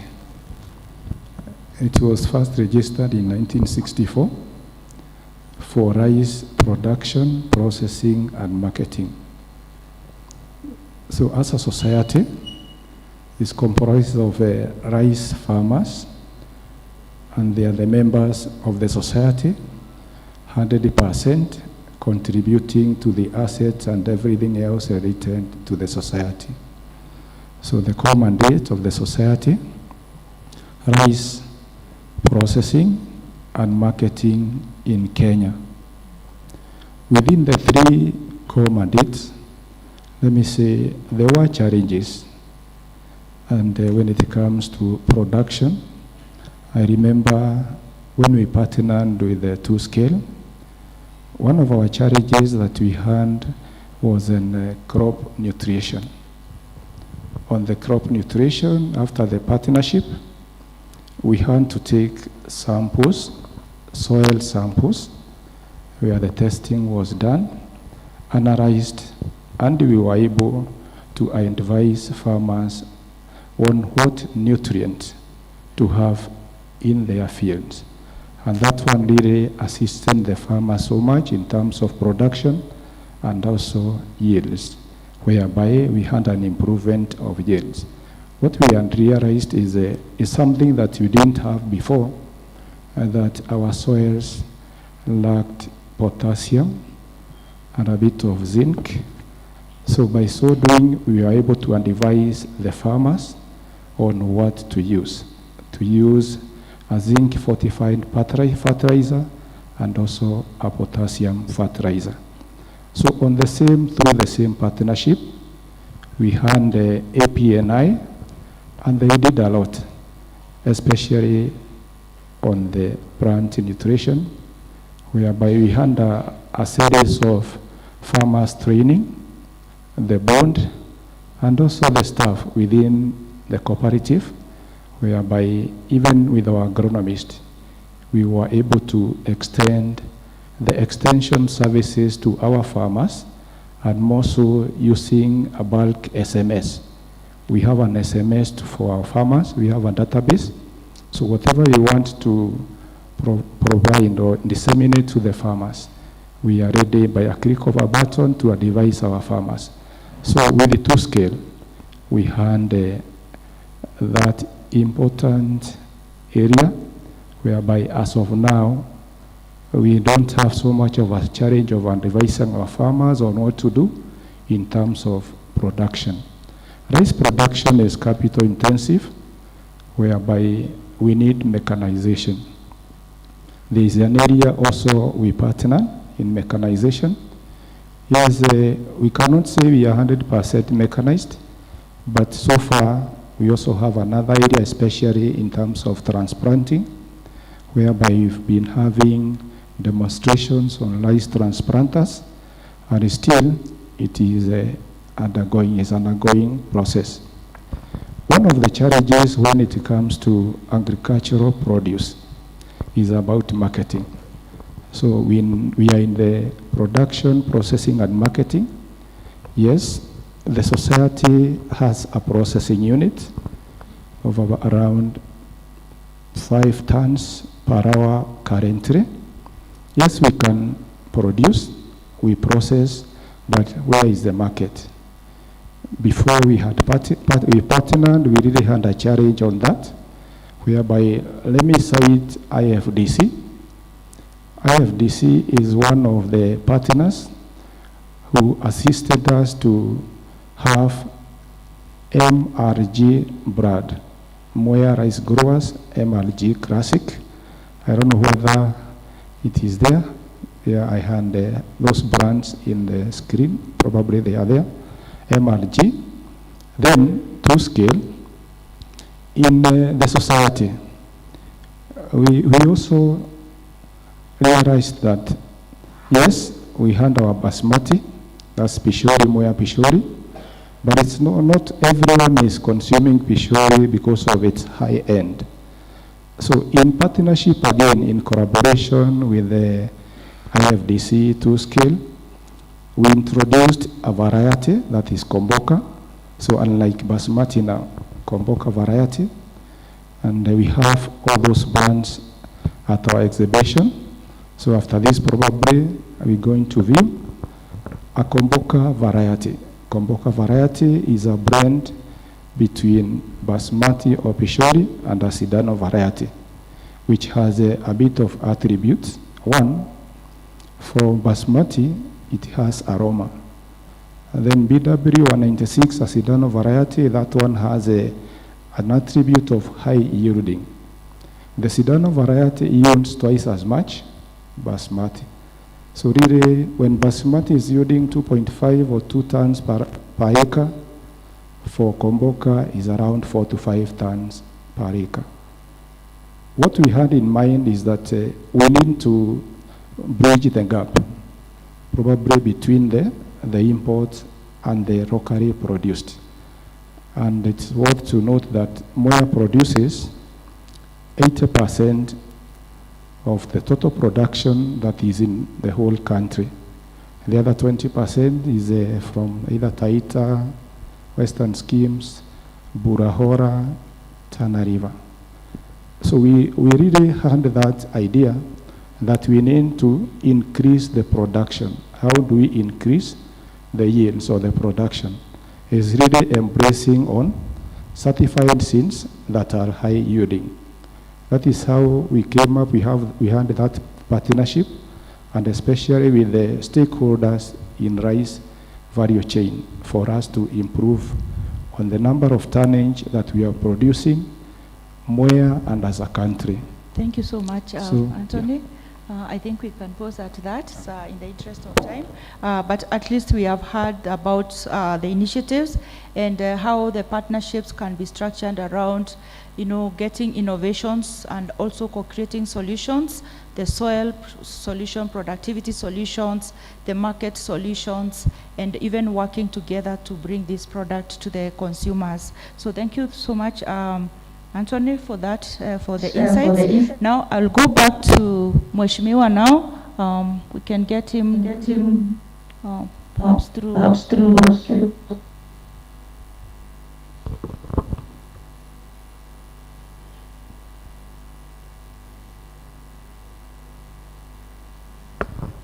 I guess we are good.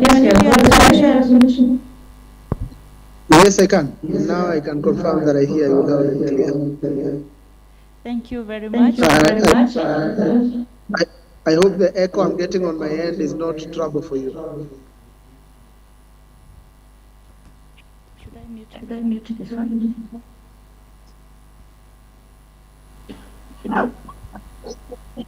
I think the echo is coming from.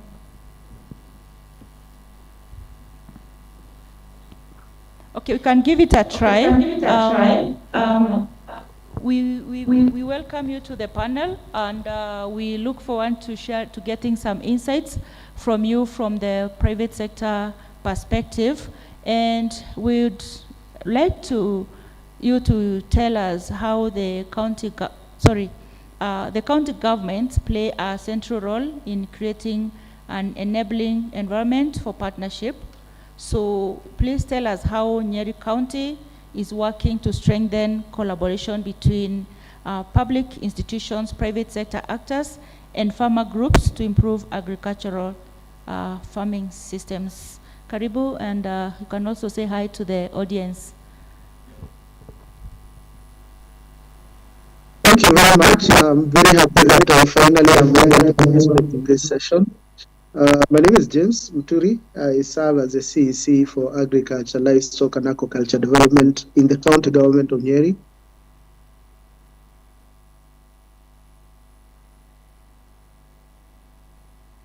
I'm very happy to be here, and my apologies, I should have been there physically, but because of other commitments, I decided to kill two birds with one stone. I want from the very onset to recognize the protocols present. I will not go through them because I know I missed that earlier session of introduction. But the question you've asked is about how, as a county government, we are building collaborations and partnerships with the private sector. And let me start by saying we have had some frustrations with the private sector before. I personally came from the private sector and joined the county government about 7 years ago. And when I was on the other side, it was very difficult for me to engage with the county governments. And I want to believe that is because county governments were new and devolution was still being nurtured at a very early stage. But where we are now, probably about 15 years into devolution, 15 years into devolution, we are at a much better place as county governments to engage our private partners, private sector partners. For Nyeri, one of the things we have done is We've ensured that they are part and parcel of our planning process for all the interventions that we want to undertake. And we've managed to do that in two ways. Of sector decision making, we have a committee that we call CASCO.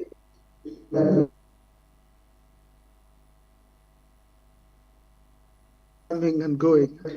So that's why I paused for a moment. So at CASCOM, which is a County Agriculture Sector Steering Committee, we have a heavy presentation of the private sector. And in our case, private sector is mainly the farmer institutions, the cooperatives. But of course, we recognize that we also have businesses at a higher level that deal with the agricultural value chain, including processors, aggregators, and others. But we also have people from research and academia who are doing a lot of work in this sector. And therefore, we have ensured that they are strongly represented in that committee, which looks at all the plans that we have, including the County Integrated Development Plan, which is really like the manifesto. And they are part of parcel of putting it together. They are part and parcel of prioritization every year so that then we can ensure that whatever we are putting our investments in is aligned to their needs. And number two, we have also been able to create platforms. If you look at, for instance, the Nyeri Coffee Act of 2022, one of the institutions that it created is the Nyeri Coffee Platform.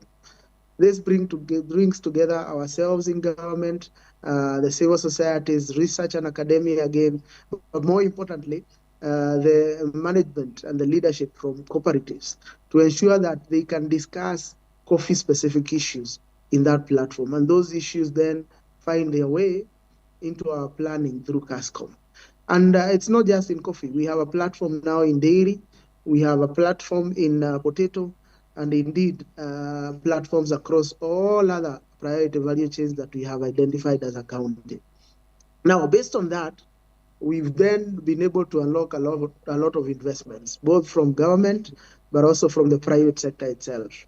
I was just looking at the statistics this morning, and I think we have been able, for instance, in coffee, to rehabilitate about 50 factories, introducing modern and at other levels around what we consider as wet processing. In dairy, again, we've been able to finance from government resources some private sector players, including the biggest in Nyeri, known as Wakulima Dairy. I'm sure some members here will be very familiar with Wakulima Dairy and the kind of work they are able to do with our dairy farmers. And I am proud to say that the current processing line was half funded, because it was a 50-50 contribution between ourselves and the institution. It was half funded by government. And we've seen that go back to ensuring that farmers are able to get better returns for their production. And therefore, that is some of what we do. But more importantly, to build sustainability, we've continued to carry out our capacity building responsibility. We don't do it alone. We do it in partnership with projects and organizations, including 2SCALE, who have done a lot of work in terms of capacity building in governance and matters around market linkages. And all that go a long way in helping us to have a sustainable sector and sustainable value chains. And lastly, I just want to mention that as part of our annual planning, we have a program where we capacity build 800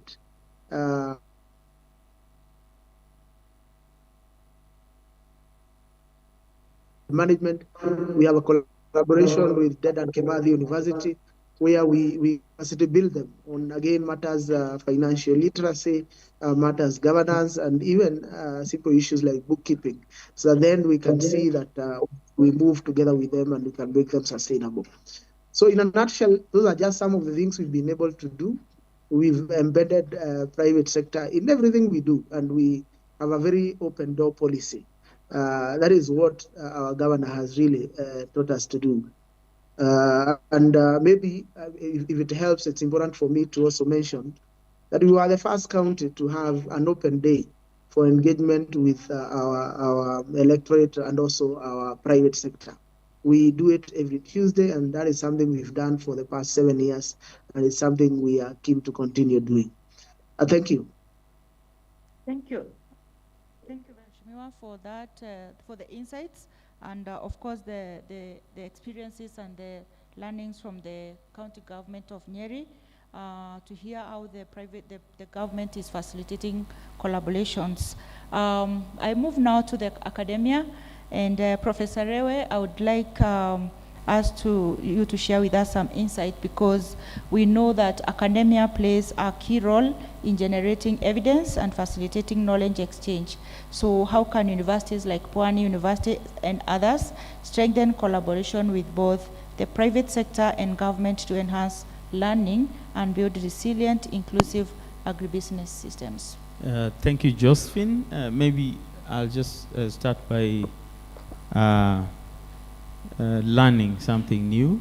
I didn't know that when you say all protocols observed, you are apologizing for forgetting some people. So I want to appreciate the governor for the ambassador for that.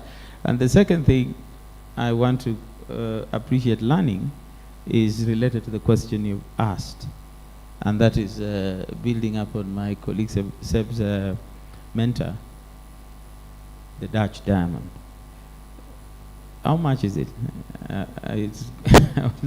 Because inside the Dutch diamond, what I've heard from Seb is knowledge institutions. And that has been the tug of war between what we call in industry, private sector, and the academia. We, guilty as charged, are accused of being in the silos, doing a lot of research in the other end, and keeping it in our libraries and archives. That, guilty as charged. But that is something of the past. I'm guessing that the push by the Dutch diamond principle has reached us, because as we are talking now, one of the things Pwani University has done is to do a handshake with the industry. And how did we do that? The fruits of that handshake is the institution of a directorate. That directorate is basically dealing with innovation and commercialization, meaning it's an incubator. And you can see 2SCALE being the largest African incubator for agribusiness would require multiplication. And there is academic institutions, we want to leave that silo as academicians and become partners. So we are not a monopoly of knowledge.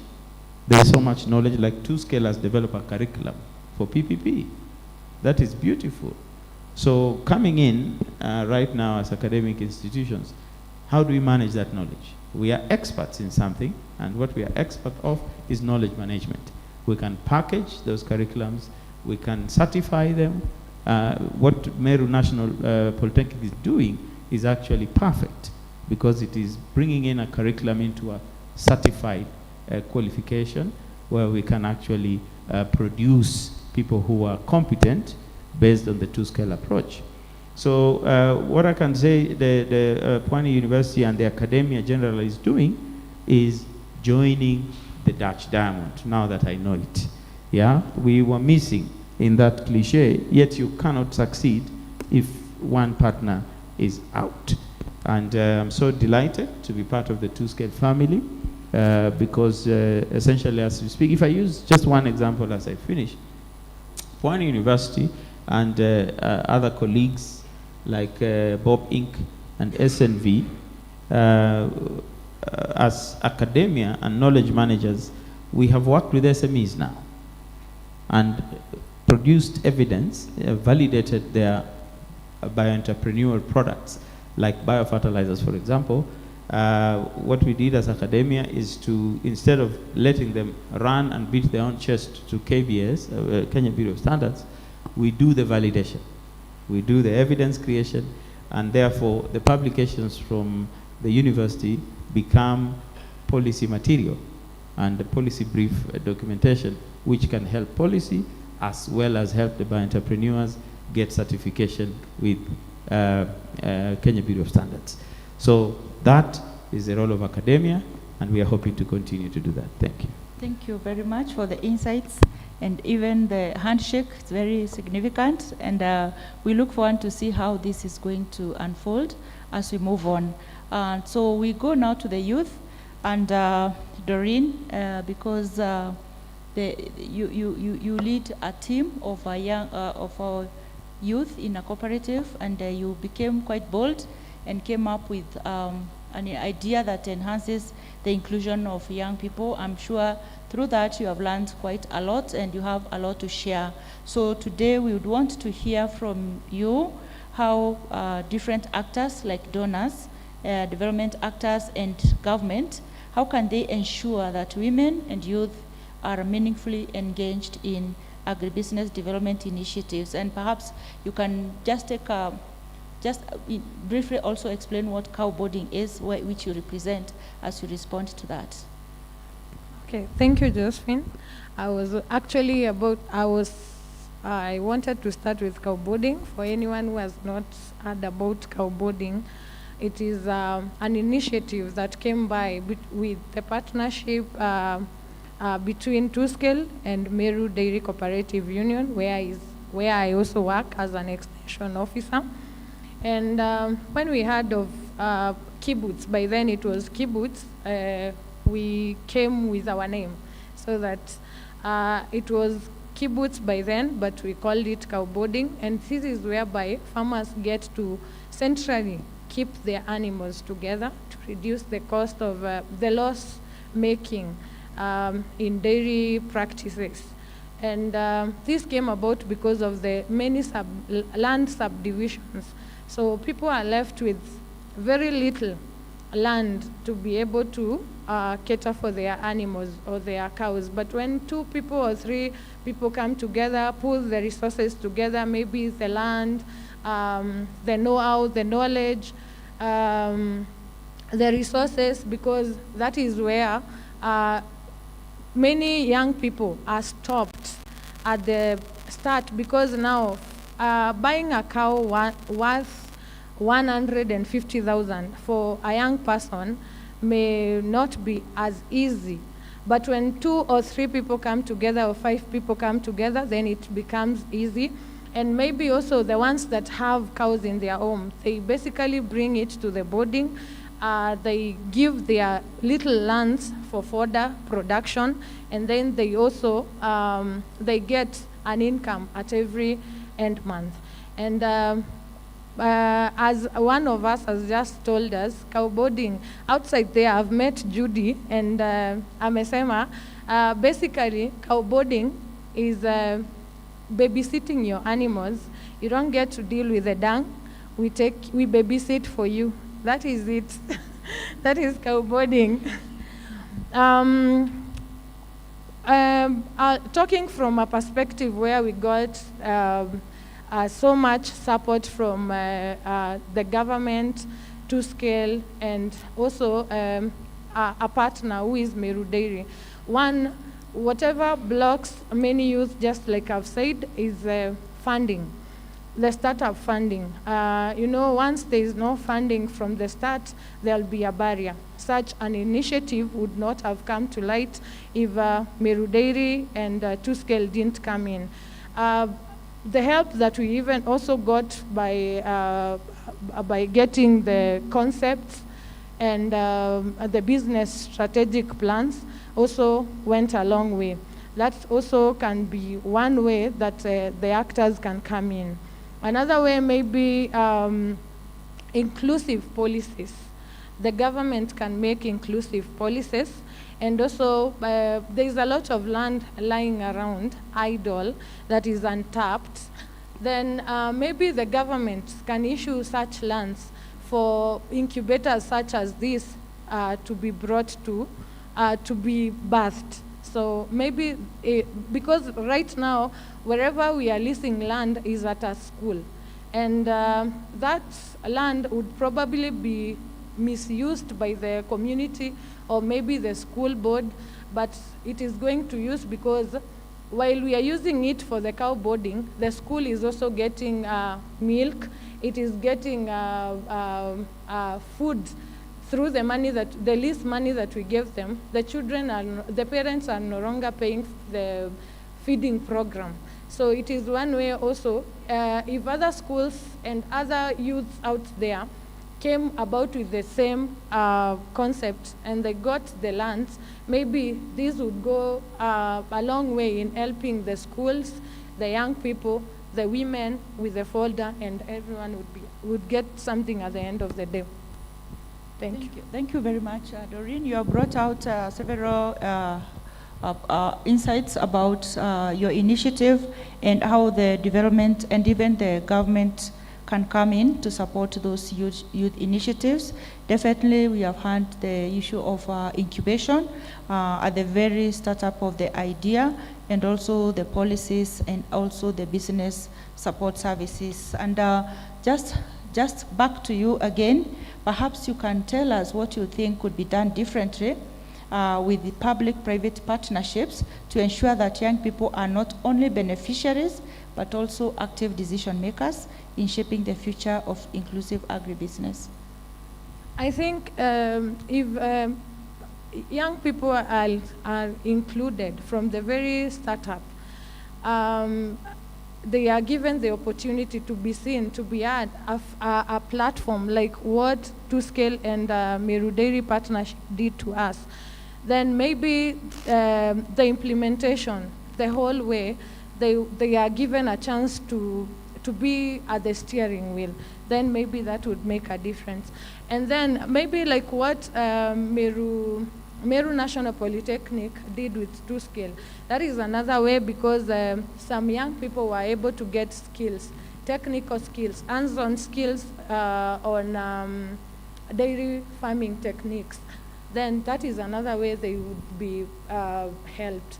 And another way, just going back to the point where I said that startup is everything, the finances, maybe the donors, they could also link them to other donors or maybe other private players, because money always is, or maybe they could be linked to financial institutions. Like us now, even if we are left by 2SCALE, we are at a better place because we have been linked to financial institutions that can lend us money, like Meru Dairy, SACCO, the banks. So it makes it easier even to continue even after the support that we get. Thank you. Thank you so much. I think you brought very important insights there, that youth can actually not just be beneficiaries, but they can also be involved in decision making by being supported to build their own institutions. And I think your cooperative has already demonstrated that you can be involved in in leading, and therefore you can also participate in those conversations around the agribusiness. And also you've also talked about the empowerment from the financial inclusion point of view. So I'll go back to Professor Rewe to help to tell us now, looking forward, and in your view, what capacities or skills should future professionals in agriculture develop to effectively lead and manage inclusive public-private partnerships? Thank you once again, Josephine, and I appreciate the cow boarding principle. It's very interesting. Now, inclusive agribusiness, one of the most important pillars of inclusion is competencies. We are struggling to include the youth in agribusiness. We are saying our women are not included in agribusiness. Sometimes we want to include them, but we suddenly realize they're not competent. So that means one of the gaps to inclusive agribusiness is competencies and skills. And I would just like to raise the bar a bit to understand some of the skills that are urgent, and they have been probably ignored. Our statistics show that if we are to do an average on food waste, just food waste, an average, everybody here will be accused of wasting 100 kilos per day. If we take all the food waste in Kenya and then we average the number of citizens. Now, from where we sit, we no longer consider food or organic residues as waste. It's a big open area for agribusiness, and meaning the biomass and organic residues can be valorized to other bioproducts and create new economic pathways. But the problem is skills. So for me, if I'm to choose a skill that is needed even to push 2SCALE into new economic pathways, it will be the green skills. Let me just give a simple example as I close out. BSF is from organic waste, black soldier fly production of both biofertilizers and animal feed. We went into Kisumu recently and found a young girl the age of my colleague here having her own business, BSF. She had placed it next to an abattoir where the slaughter of cattle was being done, and all the waste she was using to feed the larvae, and she was able to sell and even produce frass. Why? Because she got competent. She was trained in that green skill. So I think that is the area I would want to propose as a gap that we can fill. Thank you. Thank you very much, Prof. And indeed, you have brought out the issue that universities and other institutions of learning should look not just the conventional, the traditional. We need to go to get out of the box and look at the emerging areas like the green skills. Doreen also mentioned the Ward Meru National Polytechnic was skilling the youth as farm workers, and I think now those are the new frontiers for our skilling so that our young people can get into agribusiness. So I'll go to Mheshimiwa. If he is able to hear us. Yes, I can. Yes. I've just been requested to keep my video off to try and improve the quality of the sound. Okay, that's okay.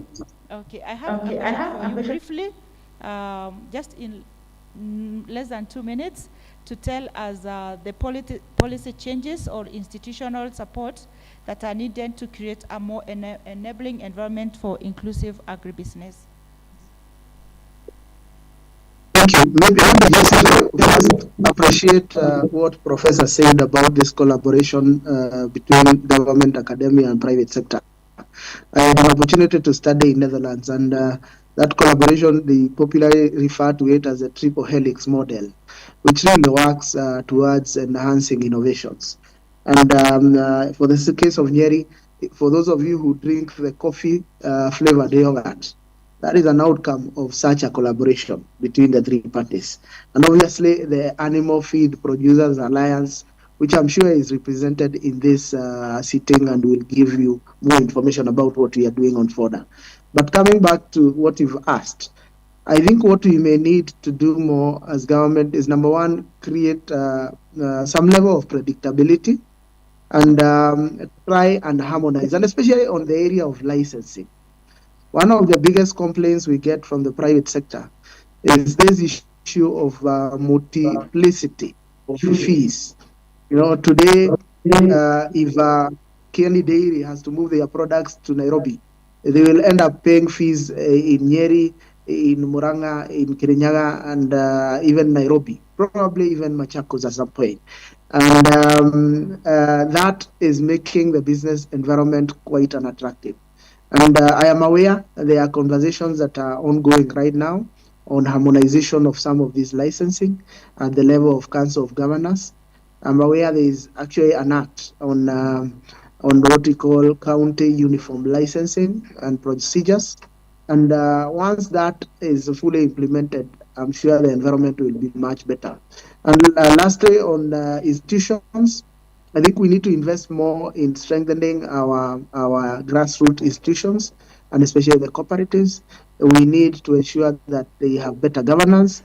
We need also to ensure that they digitize, so that then we can make more informed decisions, and we can use them as the primary infrastructure to bring about economic turnaround at the grassroots. Thank you.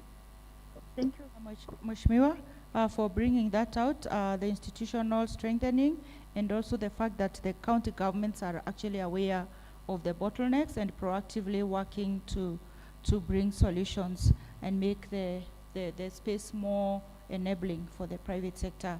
So I'll go back to Sebastian. Collaboration and learning among the development partners are essential for scaling impact. So how can organizations like TechnoServe and 2SCALE strengthen knowledge sharing and learning to build stronger, more integrated systems that benefit farmers and SMEs? Yeah, Less thank than you, 2 minutes. Thank you, Josephine. Less than 2 minutes. How can we collaborate? We're already collaborating.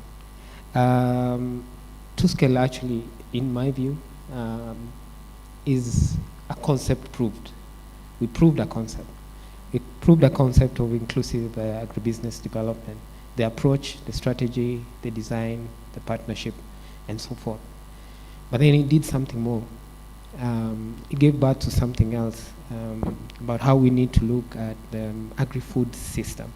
Okay, it's no longer value chains; it's an agri-food system, and that means we have to look at stuff like what Doreen is doing. What's the role of technology? Has the young people in there? Where should we invest? Which partners should we invest in? I'm really, really intrigued by what they're doing, because that's something very, very clearly was brought forward by 2SCALE and the partnership. It's a model. We can actually scale more. We can tell the story as development actors and incorporate the best in the design into future programming. Thank you. Thank you. Thank you very much, Sebastian. Now over to Anthony. So what are the main challenges and success factors in maintaining long-term partnerships with public institutions and farmer organizations? So from your experience, you've been working with all those partnerships. So what would make these relationships or partnerships become successful, and what could be the challenges thereof?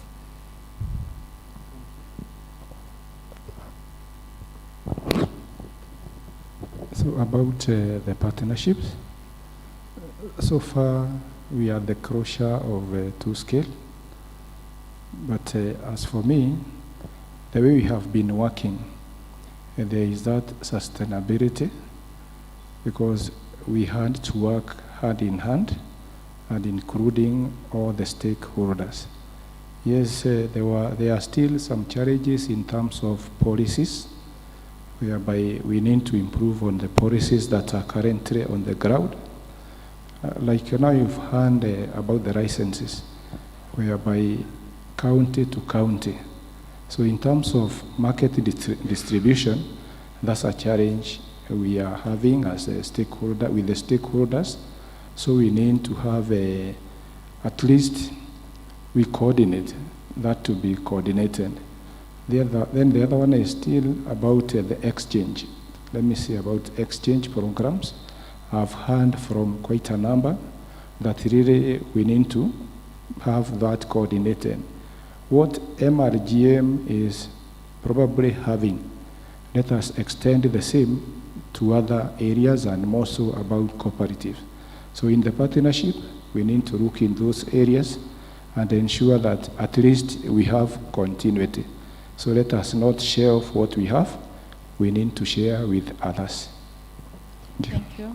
Yeah, and thank you for bringing that one out in terms of continuing to share and to exchange knowledge and also to participate in the networking forums. I believe 2SCALE has left behind the Inclusive Agribusiness Club, which will be one of the platforms for the exchanges. So thank you so much, our panelists, for the rich insights that you have shared this afternoon. I believe it's afternoon now. So I would like to pass to the MC just to get any burning question from the audience before we close the panel.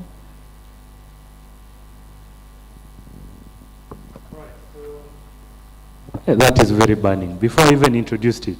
All right, so we'll have you. Any other, so that I know how to move around the room? One more, two more. Reaction, feedback, Any? Two? And the last one?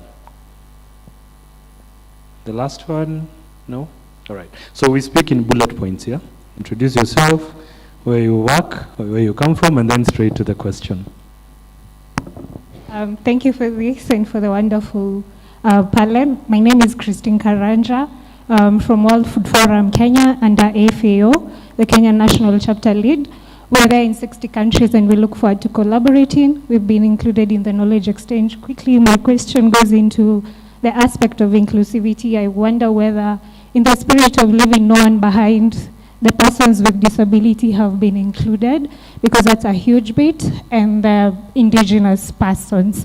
Beyond that, it's an honor to see you here, Dr. Were, after having been engaged in the IAN virtual conversations. I wonder whether you're working on intellectual property of these innovators, so that there is no loss of that for the students, because that's a challenge with some institutions. Thank you. All right, and the second one is right there.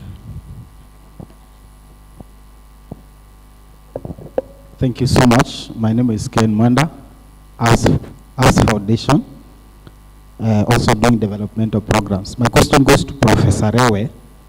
You said some of the action points, or maybe areas of programming, is in ensuring competency. I will give some examples, especially on the issues of food waste management.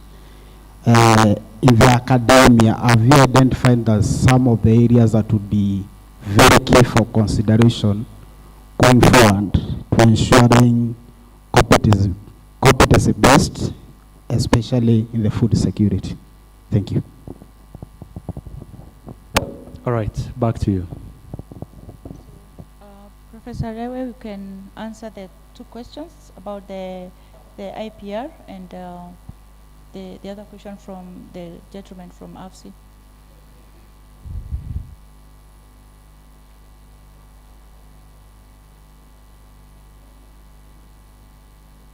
Colleagues, I might not remember your names in succession, but I remember your questions.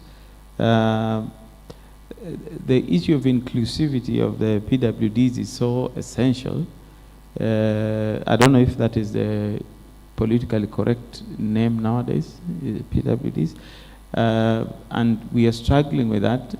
We also need competencies, because sometimes how to package the innovation to suit that family requires competence. So probably we will need you to supply competencies to us to see how innovations and such kind of good ideas, but it is essential. All I can say, it is something that is essential. IPs, I've just indicated in my earlier presentation that Pwani University has now established a directorate, and that directorate is involved in innovation and commercialization. One of its main primary TOR is IPs. We've started with one of the students has developed samaki cookies, which is basically crushing bones of fish after processing, then making biscuits out of it. Yeah, so it has gone far. We've gone to government, we've patented, we've done the IP, we've described it, and the student has gotten grant to have a small factory to go on with that. He's now a postgraduate student. And that is something we would like to share with 2SCALE to see how incubated technologies that are now getting into business can actually be IP'd and protected for income sustainability. I like that last question very much, because it caught the attention of government, especially the Commission of University Education, the issue of competencies.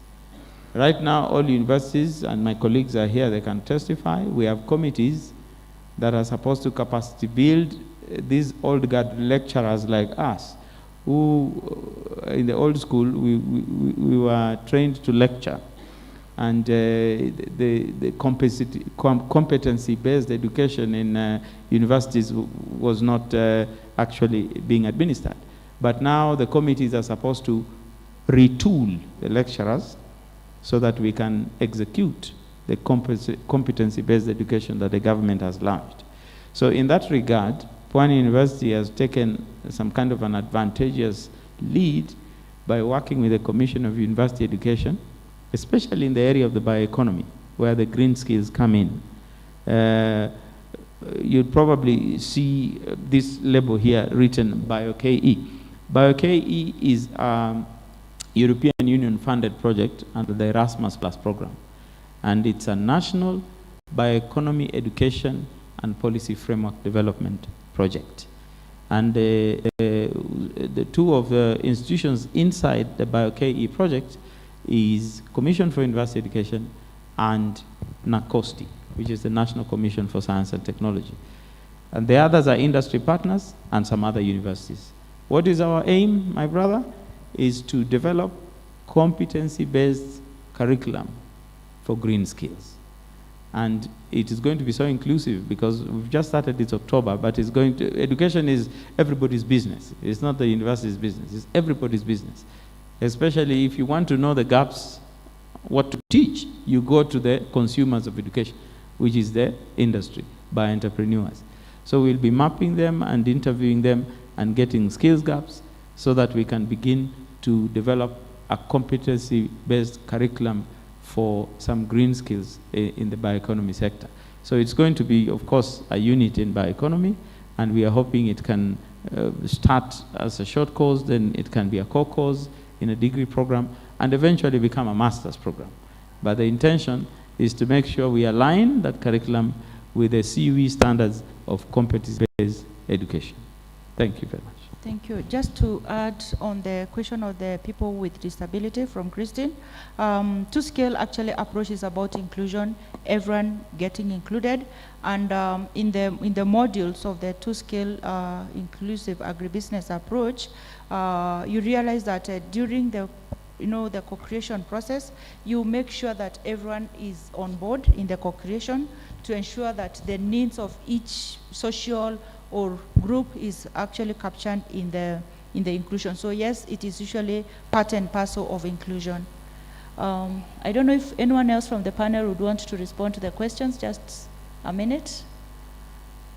Yeah, I think I like the question from Christine on people with disability and how we include them.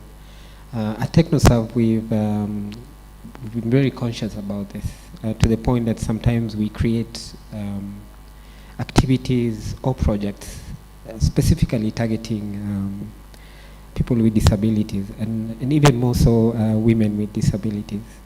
And for all the other projects, we are lately integrating more reasonable accommodation. I think that's the right terminology. So when you're budgeting, when you're planning your activities, when you're co-creating, the idea behind reasonable accommodation must be there. It's just one of the preconditions. And I think that's where the development space is heading. You have to make investments that include everyone. I think that's all I can say. Thank you very much, the team in the panel, and also everyone in the audience for this engagement. It was indeed very insightful. And we have learned that inclusive agribusiness is a shared journey. People, partnerships, and policy play a central role. So even as we close 2SCALE, let's move forward, apply these principles, and continue to build a sustainable agribusiness ecosystems. Thank you. All right. I will kindly ask our panelists to just stand right here in the middle for a group photo together, and that shows how we'll appreciate them. So our panelists, you said each Kenyan is wasting 100 kilograms of food, and today I've barely eaten 5 kilograms. Right. So as they take that photo, this is how we are going to appreciate them, all right? So walk with me. We are walking in a flower farm. Tell your neighbor flower farm. So we'll pick a rose, then put it. We're building a bouquet for them, all right? We're giving them their flowers. So we'll pick a bouquet of this, a bouquet. No, right there. We have not celebrated you.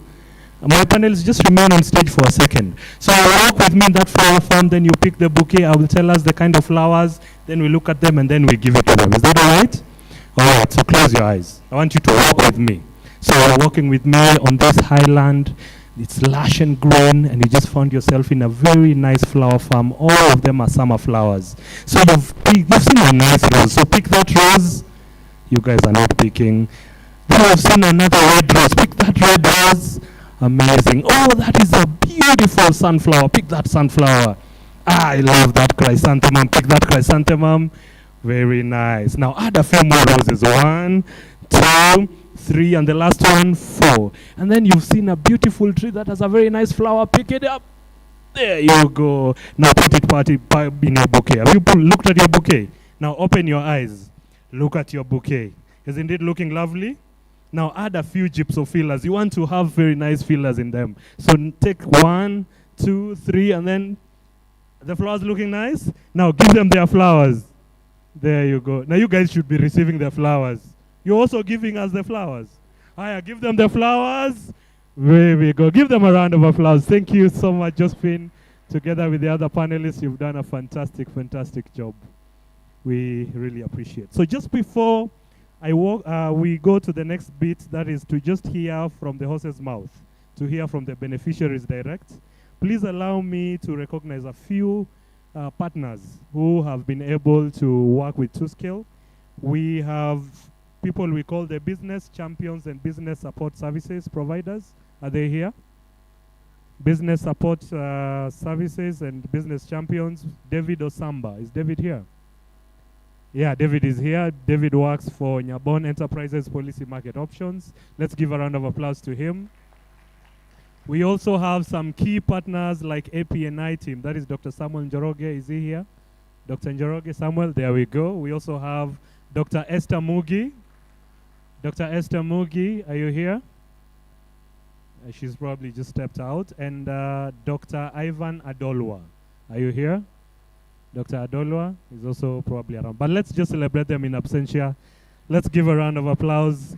Also in our midst, we have the Fertilizer Association of Kenya's CEO, Dr. Wanjiru. Just wave. Yeah, that's Dr. Wanjiru. She holds the keys to the fertilizer industry in Kenya. So her and Sebastian, those are the people to look at. All right, so we just want to hear from two beneficiaries or two businesses that have had the privilege to benefit from the 2SCALE impact. And I'd like to start first of all with Paul Muhoro. Paul Muhoro of Animal Feeds Producer Association, AFPA, to just come and share a few remarks. Let's give a round of applause to Paul. Come on, give a better round of applause to Paul. So Paul, karibu sana. I think you'll speak from here. Okay, all right. So I'll give you the microphone. Thank you, MC. I would like to speak from here. My name is Paul Mohoro. I'm the CEO and Producer Association. I want to be very brief because I was lucky because the panelists that was here, they have almost preempted what I was to say. Unfortunately, our patron, the CEC from Nyeri County, James Muturi, has really preempted what we have been doing with him together with 2SCALE. Allow me to say, a guest, that we are only 3 years old because the association and the dream started in 2022. We formally registered in 2023. Allow me to say that 2SCALE helped us to bring together all the players, all the actors in fodder value chain. These are the development organizations. These are the financial institutions that normally finance farmers. These are the farmers themselves who normally produce fodder for their dairy cows and the excess for commercialization. These are the several research organizations like CARO and all those. Under that Feed Alliance, we decided to formalize and to take the lead as the association so that we represent all those players. Since 2023, we have been able to have a lot of achievement guided by 2SCALE in the format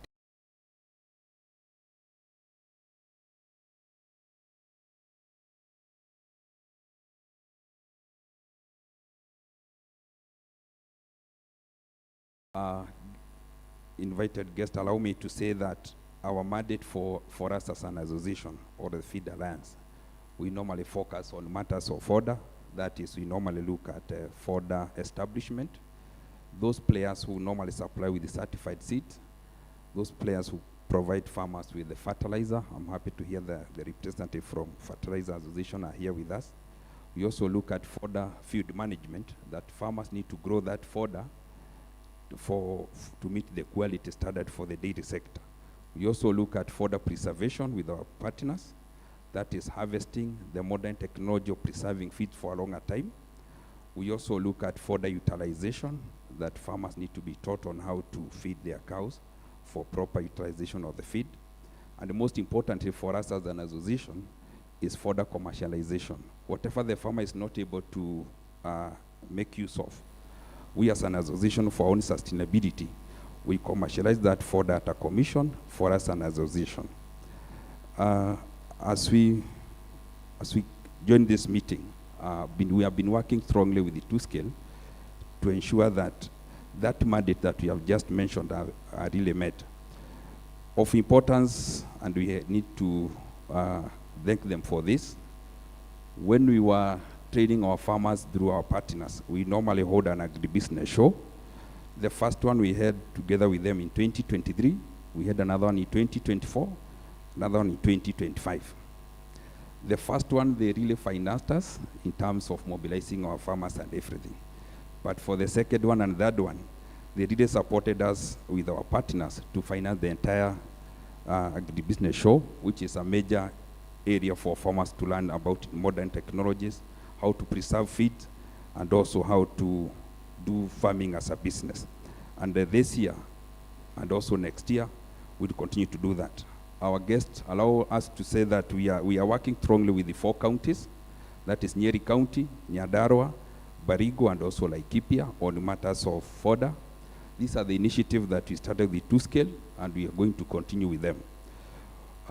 Any enterprise or any activity or any transaction normally have a few challenges and opportunities. For us, we see them as opportunities. We still need more resources to get to more farmers, to get to more partners, to get to a lot more impact to our producers. And this is an area that we still continue to work with the private and the public partners to ensure that we have a continuity in this. As we come to this meeting to close with them, ours is to thank them for the far they have taken us.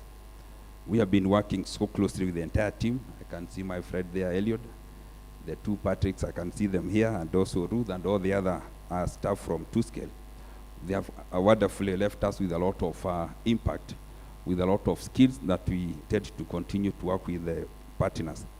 We also lucky that, as you have heard from our CC, that every Tuesday, that is in Nyeri County, it's an open day for all the partners that we are working with. Currently, we have 64 partners cutting across financial institutions, seed suppliers, and all those who consume our product, that is the feed. And we as an association, we represent them there in that Tuesday meeting with our CEC to look at the several issues that are facing this value chain that we call the dairy sector, and we continue to do that, we continue to work with that. We would really want to do the same with all the other counties. Nyandarua County has really received as well. And the next week on Friday and Saturday, we are having the same agribusiness show, fully supported by the county in terms of the goodwill and also farmer mobilization and all that. We need to expand to other counties, that is Baringo and also Laikipia. If you look at the 4 counties, there is one commonality that those are the potential fodder producing counties. Would like to expand to fodder consuming counties. That is Muranga, Kiambu, Meru, and also Kirinyaga. So that what we say as fodder commercialization, what we have in excess from our farmers, we can sell them to fodder consuming counties, ensuring that there is quality, ensuring that all the partners, we are working together with them. So our dear friends, we thank this opportunity and having interacted with 2SCALE in that journey. I know we are going to continue working with the several other partners. I know when any opportunity that arise from our development partners, our commercial partners, and also county government, we as an association, representing the several players in the fodder value chain, we are going to take it and also continue with it. In case there is any question, MC, maybe I'm here to respond. I thank all of you for this opportunity. Asanteni sana. All right, so I think we will just put a pause on that question so that we get to hear from the next speaker, and then we can get a question from for both of them. Is that all right? So make sure you write it down. Don't forget it, just write it down. All right, so probably you could just have a seat close by so that when we call on you, you're here. So we want to hear from our second speaker, and that is Mercy Mwende. Mercy Mwende is the founder and managing director of Sweet and Dried Enterprises Limited. I know you probably has interacted with her outside there. She has over a decade experience in agro-processing and entrepreneurship development. She has built a company that combines culture, commerce, and climate-smart innovation, CCC. She founded Sweet and Dried with a simple mission of preserving the natural sweetness of Kenya's produce while also supporting farmers who grow it. So today, the company partners with not one, not two, not 10, not even 500, but 2,000 farmers, and has more than 30 nutritious solar-dried products. Not one, not two, not three, but 30 nutritious products, and exports to not one, not two. Who can take a guess how many countries she exports to? Who is that? And the way I thought I was giving out information. It's a so ladies and gentlemen, let's give a round of applause to Mercy as she comes on stage. Thank you. It's still morning. Good morning, everyone. I'm humbled by that presentation. Thank you so much for giving me an opportunity today. My name is Mercy, and I talk about Sweet and Dried more because I think Sweet and Dried is known more than Mercy. But once all protocols observed, let me say that I'm very grateful to 2SCALE and all partners that we have worked with for the last 5 years.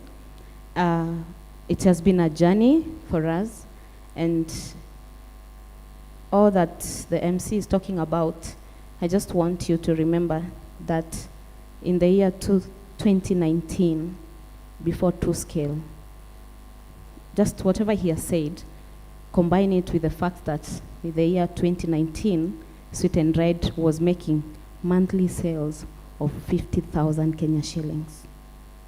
How many dollars? $50, right? Is it 50 or 500? $500 in the year 2019 before 2SCALE. So all those stories you've heard, all those numbers has happened between 2019 and 2025. So it's a record of 5 years from when Sweet and Dried and 2SCALE had this collaboration. When I remember the project lead that time, Judy Chabari, when she came looking for us, practically she was looking for us in the village because she was told there's a small enterprise in the village and there's some people who are doing drying, and she came looking for us. And when we sat down and we shared the vision of where I would want to see this company in the next 10 years, the only word I remember she said is, "You can make it." That was the word she said. And when the team from, the head team came and Raphael from 2SCALE visited us, he said, "I now believe in what I've been told." So those words, they gave me the motivation, they gave me the direction that you can actually do it. When we were doing drying 5 years ago, we were just doing one product, these dried mangoes. But of course, they were not even packed like this. They were just there, and we were trying to sell dried mangoes to the communities, and everyone was like, "But I can't afford," because the BOP market, they are earning $3, for example, in a day, and you're selling a pack of mango for 100 shillings, which that time was $1. So you're telling that person, take $1 and buy a fruit for your family.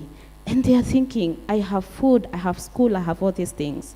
And the question that kept on, I was wondering, how do I transit 40% of fruit is going into waste in my village, and people cannot afford to buy the fruit when we dry it. So what do we do? And that's when the 2SCALE came, and we came up with the idea of we were thinking of doing a composite porridge, and they said, Masit, just try to figure out what we can do about this situation. And it was our first, I think, the first product in the Kenyan market to make a porridge flour. What we have here that combines a fruit. So this porridge flour has mango, it has banana, it has a vegetable. So it has stinging nettle, moringa, and amaranth leaves, which is very good. And it has pumpkin seeds. So it's very rich in zinc and all those things. Then we blend it with the locally available cereals, that is the sorghum and finger millet. And we worked on this product from scratch, from the micronutrient analysis, product design, packaging design. I think you love our packaging, right? And we are thinking, how do we now make this available to the BOP, the base of the pyramid consumers? And that's actually how we managed to move selling of 100 grams pack of mango to the BOP and giving them a pack that goes for the same amount, the 200 shillings, but for a pack that you can use for 1 week. Look at the transformation. Look at what it works when you have this partnership. The private partnership, the public, the development partners, because I remember when you were in Netherlands and we were seated with the head and we were discussing and we were like, people need to take porridge. So today, I'm happy. Forget about the 2019. You're getting emotional. Forget about that. Now let's come to where we are now. So in 2025, Sweet and Dried now is here proudly to say that we are supporting not one, not two exactly. We have over 60 micro enterprises that we are supplying our products.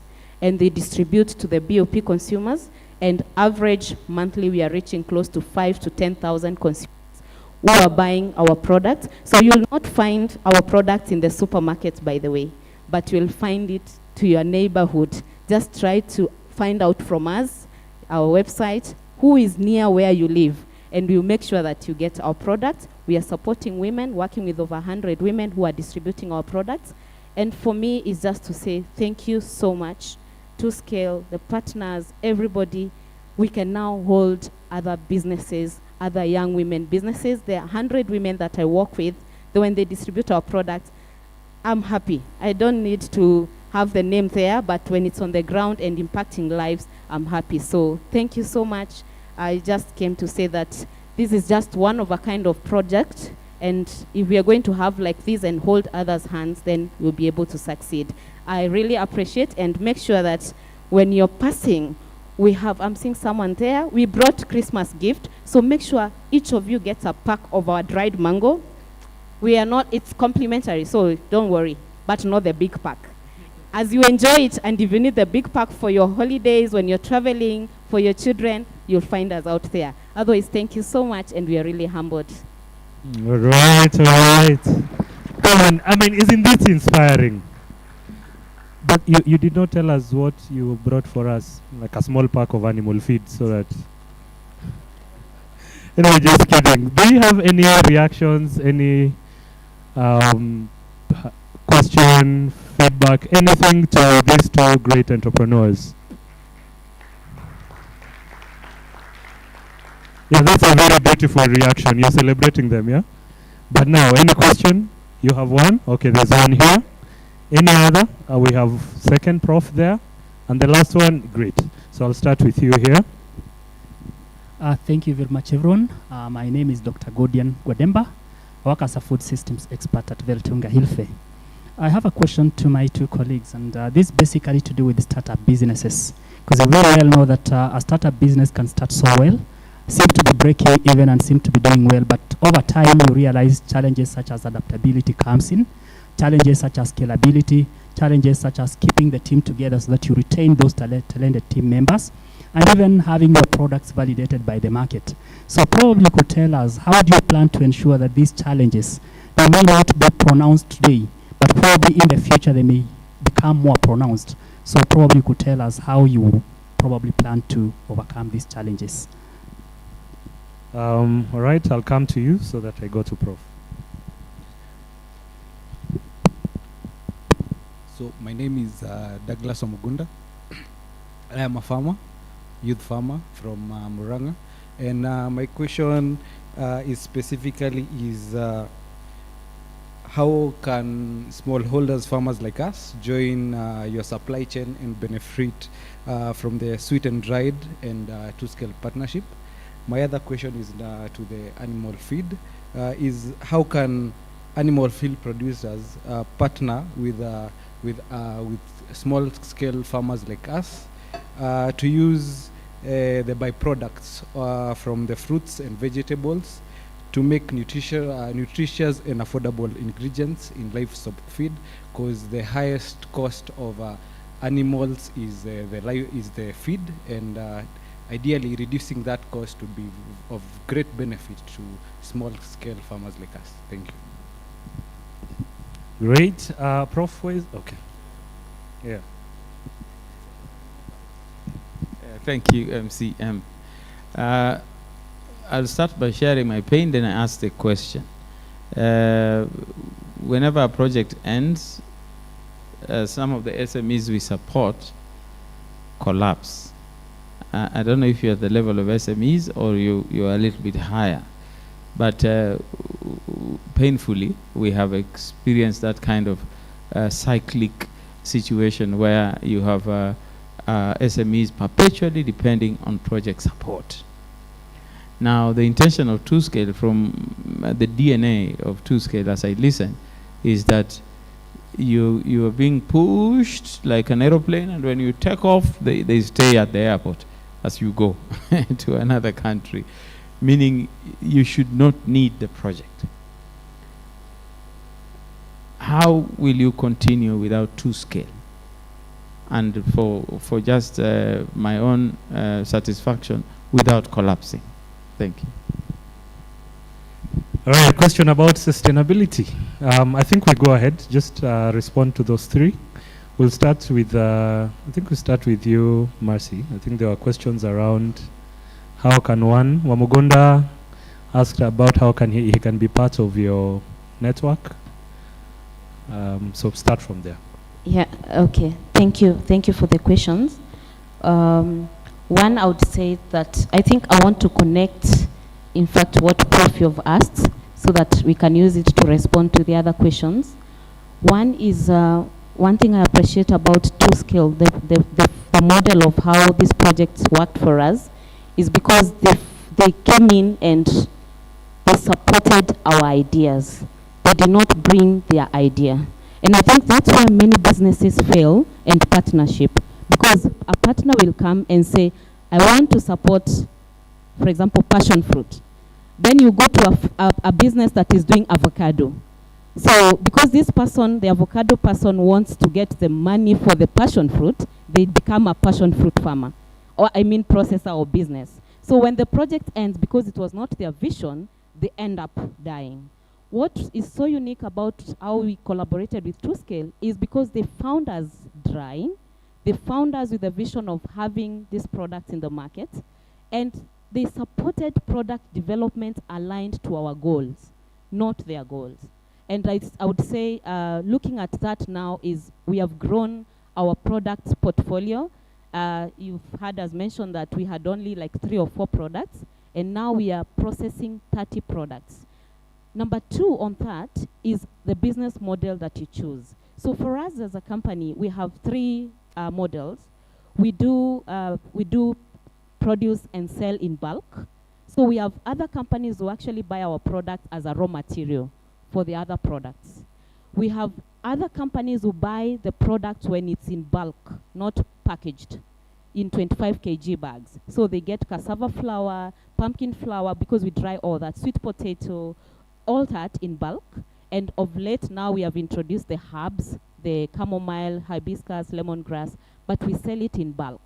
So they go and distribute in their brands and everything. And then we have the B2C, which is our branded packs. So from that model, it has helped us to stay afloat. We are not waiting on one revenue stream. So we have diversified our revenue streams. Number 2 is diversifying our product portfolio. So we are doing dried vegetables, dried fruits, dried herbs, and the specialty composite flours. And now we are doing things like gluten-free flours, which you'll see when you go out. So I think that is one of the strategies that I would say would help a business growing, that you're not looking on one avenue. And for us, we learned this lesson during COVID, because I think when 2SCALE came, then there was COVID and all those things. If we only relied on export, for example, we would have crashed. But the fact that we had a few clients doing export, it was closed, we still had our local market. So I think my advice to someone who asked about business is think about diversification. Don't move from your line, because there is a difference between you're doing milk and you're doing fruits and you're, different things. You're still in your line, I'm still in the line of drying, but I'm diversifying to look at what is the market in need of. And the third one, and the last one on that point, is address the need of the customer, not what you think will sell.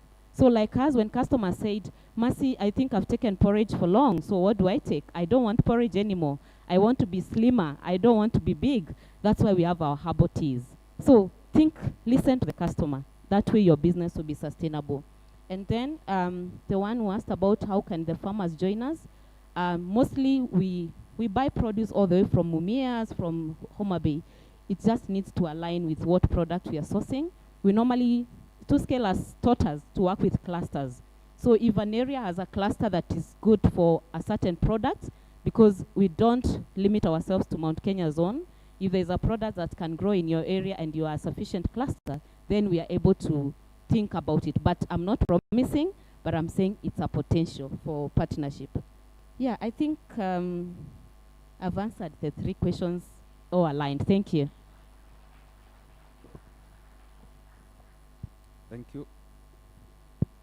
I'll start with a question from the youth from Muranga, especially when he asked how can small-scale farmers join the association.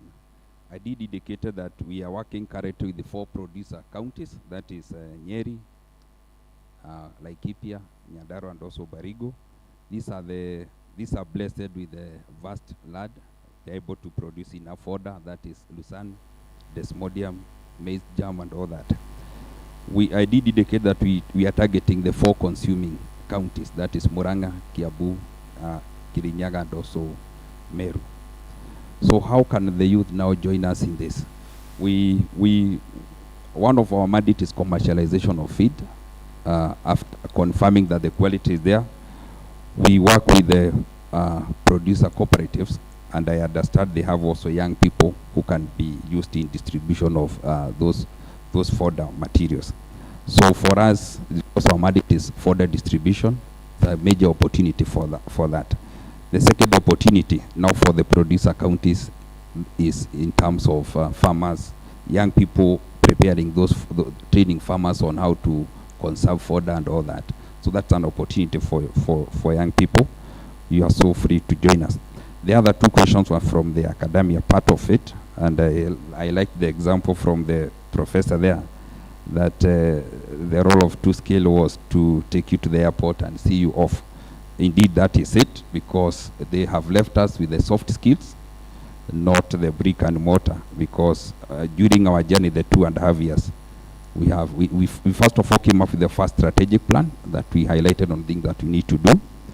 As believers, just 6 months ago, we have prepared the second strategic plan that will take us to 2029. The strategic plan has the several strategic objectives and several activities that we are going to do. So as we are left there, we are very sure that we are able to continue. Professor, if you join us next week on Friday and Saturday at your Olokarau Dairy Cooperative Society Limited, we'll be showcasing with all the 71 partners the several solutions on fodder, ranging from financing to mechanization and all that. That is next week on Friday and Saturday at Olokarau Dairy, where our chief guest is His Excellency the Governor. This will demonstrate that we are going to continue. Next year, in the month of March, we are going to do it at Kieni Dairy Product Limited. I can see the CEO there from Kieni Dairy Product Limited. That is on 14th and 15th, the same agribusiness show. This one is financed by the partners themselves. These are the activity because they also benefit. Because our model is partnership driven, and these are mainly commercial partners. If you find someone paying 100,000 shillings to access your farmers, it means they are going to get and derive a lot of value from that. So MC have answered the two questions from because they were similar. All right, all right. All right, so that's great. I think at this juncture, you want to add more? Sorry. Okay.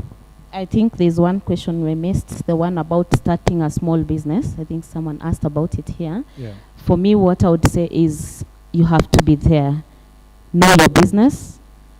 You just have to do the basics. It doesn't work. Yes, you could have money. You could go get a manager, get everybody, but it will not work. You have to understand the process from the farm to the consumer.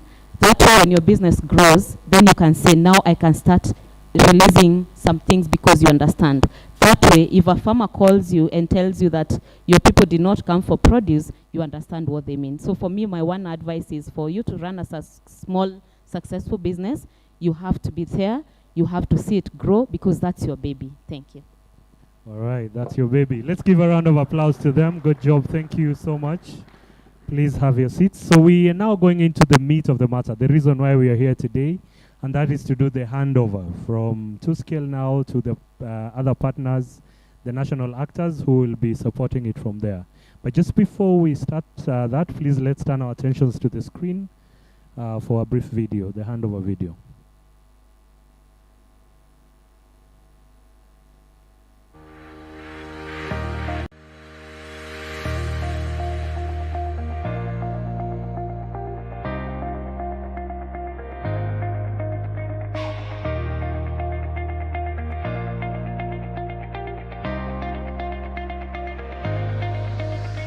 So 2SCALE has been in implementation for the last 13 years, working hand in hand with private sector and public sector.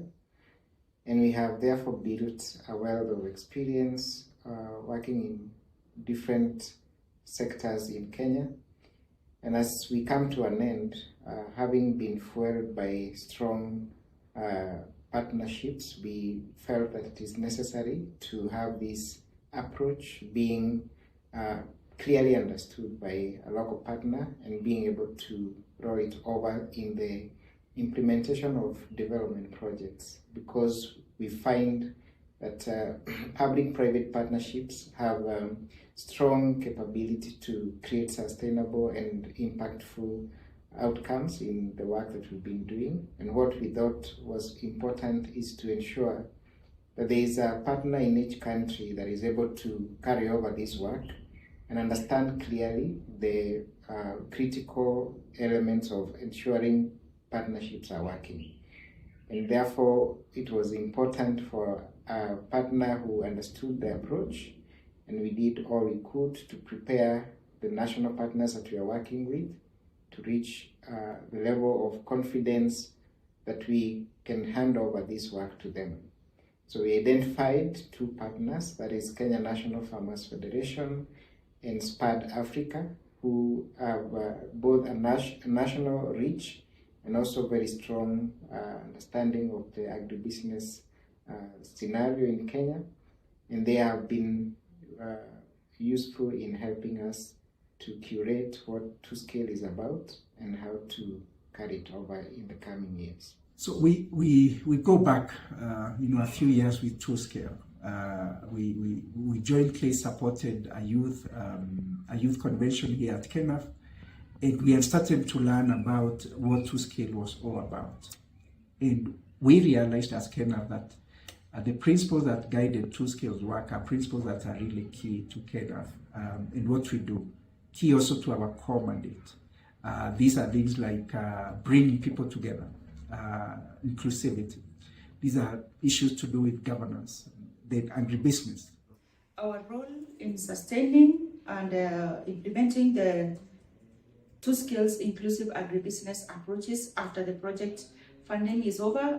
One will be positioning ourselves as a go-to farm in terms of mainstreaming inclusivity in development programs through the training programs that we shall be rolling out. And they will also be the go-to farm when it comes to businesses that want to mainstream inclusivity in their business models, again through the consulting work we do with agribusinesses. In 2024, we started training on the developing the modules for the 2SCALE approach course, and we brought on board one of our business service providers, SPAD Africa, for this co-creation activity to decide on what to be put on the modules. And this also has helped SPAD Africa to fully understand and comprehend how to transfer the knowledge from 2SCALE to other implementers. The 2SCALE approach, which looks at clustering agribusiness actors, it looks at inclusivity, it looks at governance. I think these are things that we are always talking about at KENAF. If you talk about clustering agribusiness players, we are always organizing farmers and people who contribute to what farmers do. It could be service providers in different things. It could be input providers. It could be credit providers. It could be the government, both at the national and the county level, the private sector, particularly and in general, the civil society. So clustering all these people, because we know that no one organization, no one individual is able to transform, to occasion the transformation that is needed. As SPAD Africa, we see the 2SCALE inclusive agribusiness approach as an opportunity.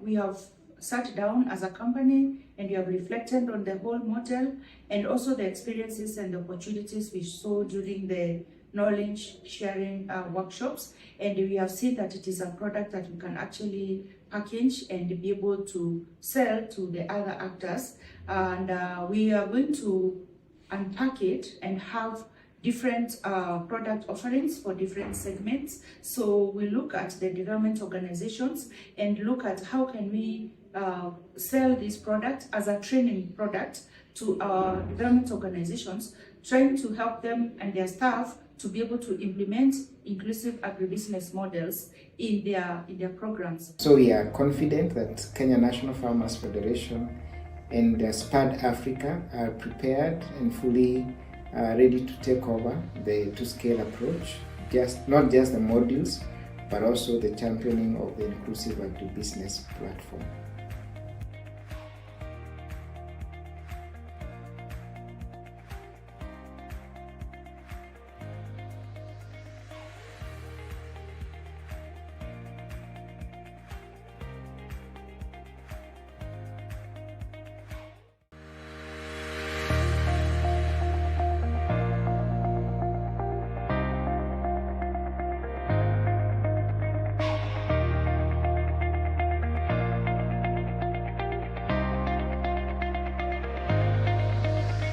So 2SCALE has been in implementation for the last 13 years, working hand in hand with private sector and public sector. And we have therefore built a wealth of experience working in different sectors in Kenya.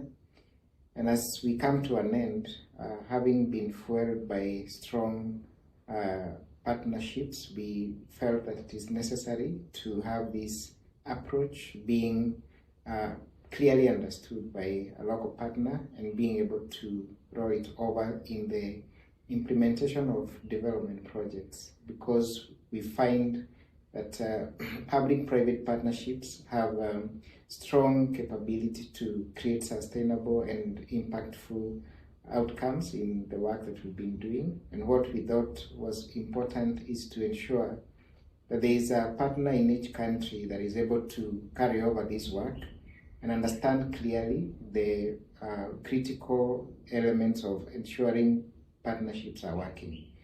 And therefore, it was important for a partner who understood the approach, and we did all we could to prepare the national partners that we are working with to reach the level of confidence that we can hand over this work to them. So we identified two partners, that is Kenya National Farmers Federation and SPAD Africa, who have both a national reach and also very strong understanding of the agribusiness scenario in Kenya. And they have been useful in helping us to curate what to Ready? Aya, 1, 2, 3, anguka nayo. Your head should be agreeing. Dr. Mailuta, is your head agreeing? And then we come back, then we go, and then, very nice. Very nice. And then finally, do you see your friend? As you go down, then I hear you. Now I hear you and I see you. Some of you are not hearing and seeing. Thank you so much, DJ. Marina, karibu sana. Please proceed from here. Thank you very much. I have to catch my breath. Okay. Good afternoon, everyone. I stand on all protocol observed since this morning. It's a real pleasure and honor for me to be here among you today. I started saying this morning that I'm sure I'm not the only one having these mixed feelings. It's the feeling of pride and satisfaction to see that the 2SCALE curtain is not completely going down. We're closing the program with the Dutch funding, but the 2SCALE approach, the 2SCALE philosophy lives on. And the sad part is, of course, because we are saying goodbye. First of all, I would like to start by thanking the Dutch government for the confidence and the trust over the past 13 years. And I would also like to thank all the consortium members, past and present, who have also been very a great support for the 2SCALE leadership, past and present, to deliver the results that you have been hearing about this morning, and that you will also read through the interactive magazine that was shared. It wasn't an easy journey. I think today we heard a lot about the achievements, but I'm sure there are also a lot of stories about the hurdles. The actors that we work with also encountered along the way, but also hurdles, even for us, the program implementers.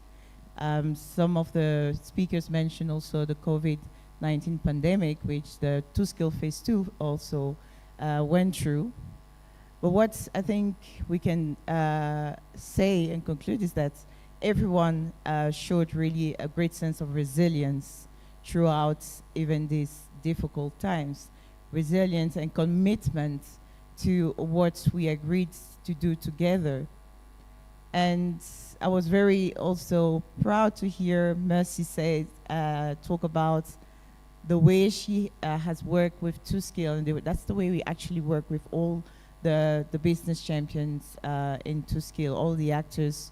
2SCALE was never there to create dependency, but 2SCALE has been there to support what the actors are committed to come and empower and give them that push for them to grow their business further as we exit. And that moment, of course, was expected to come.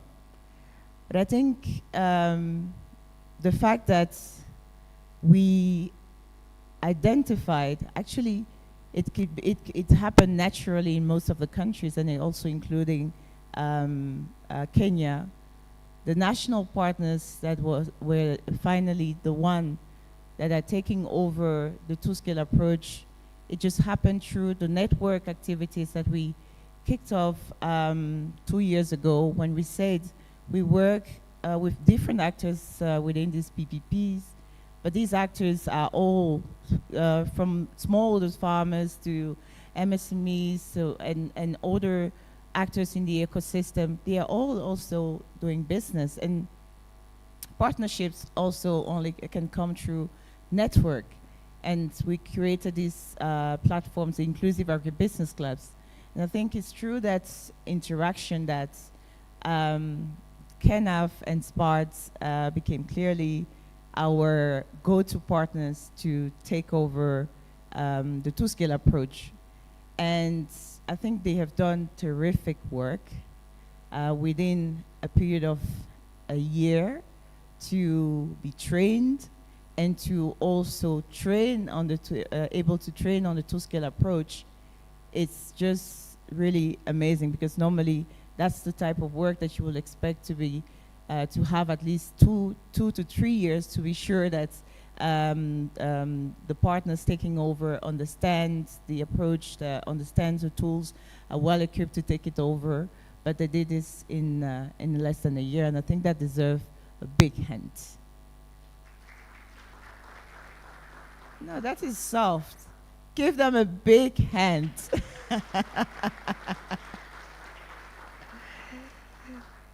So, and I would also like to take the opportunity to thank the 2SCALE team. It has also been quite a journey, and I think the largest 2SCALE team has even been here based in Kenya. And we've seen through the years the number of team members decreasing, and I just want to say again, thank you. It has been a pleasure also working with many of you. I see some former 2SCALE staff also present here. It also shows that we have been working also as a family, and that everyone served a certain purpose through this program. Now, as I hand over to KENAF and SPART Africa, who I would like to invite here to join me on stage. So Dr. Daniel and Josephine, please join me on stage, and please give them a big hand as they come here.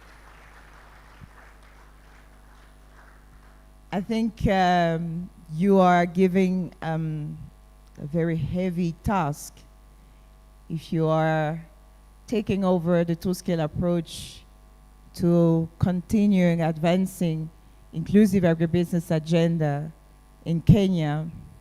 I think it will require a lot of resilience, I think, that you already have. You're well equipped, not only with the knowledge that you've received, but also I think the right 2SCALian attitude, because you've been 2SCALized throughout the process, and to just also make a link to the documentary. You're also true food soldiers, both of you and the rest of your team. I can only wish you good luck, more partnerships. I think all the consortium members of 2SCALE are present. You listen to the ambassador. There are many other partners, I'm sure, you will engage the coming periods. I would love to see inclusive agribusiness through PPPs being really included in the Kenya national development strategies for agriculture, and yeah, to see more SMEs, agri-SMEs empowered, inspired by the 2SCALE approach. So all the best to the two organizations, and for that we have prepared also something symbolic. I'm looking at my colleagues. There is first the first item I'm going to hand over. You recognize it? It's the first page of our training module, and I would like to invite the representative of the Dutch Embassy to join me on stage to witness this handover. Hannah.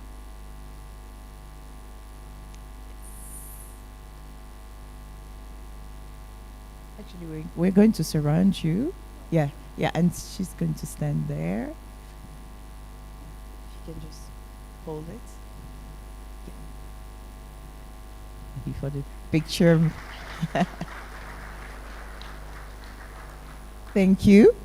And now the next items is the Masai Shuka and the Rungu. So I pronounced it well. So first, let me think. Going to dress Josephine, and Hannah, you're going to dress Dr. Daniel. Is that okay?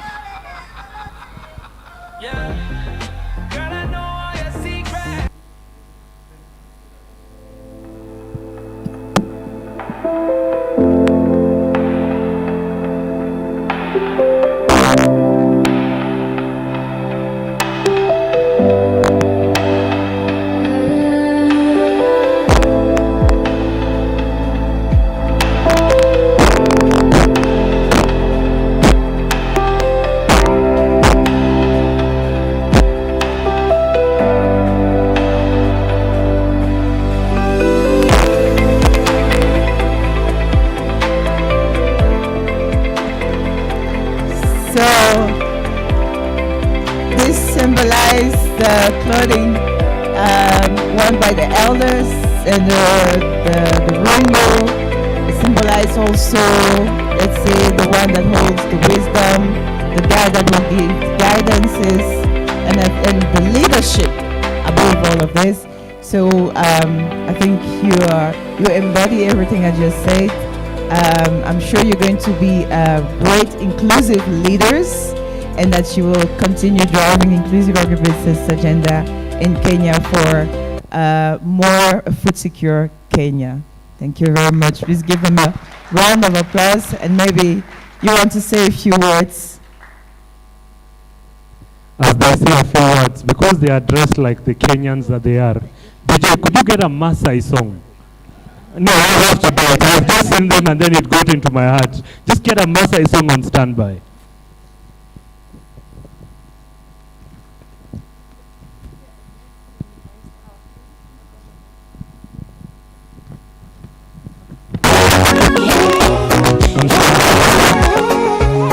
Standby.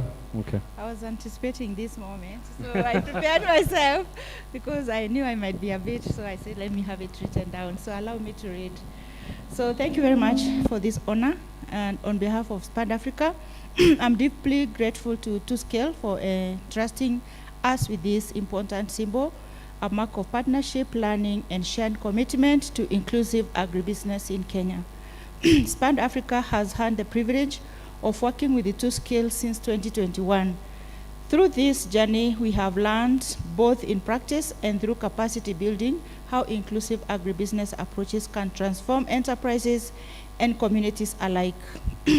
We have seen the real value of inclusivity in agribusiness.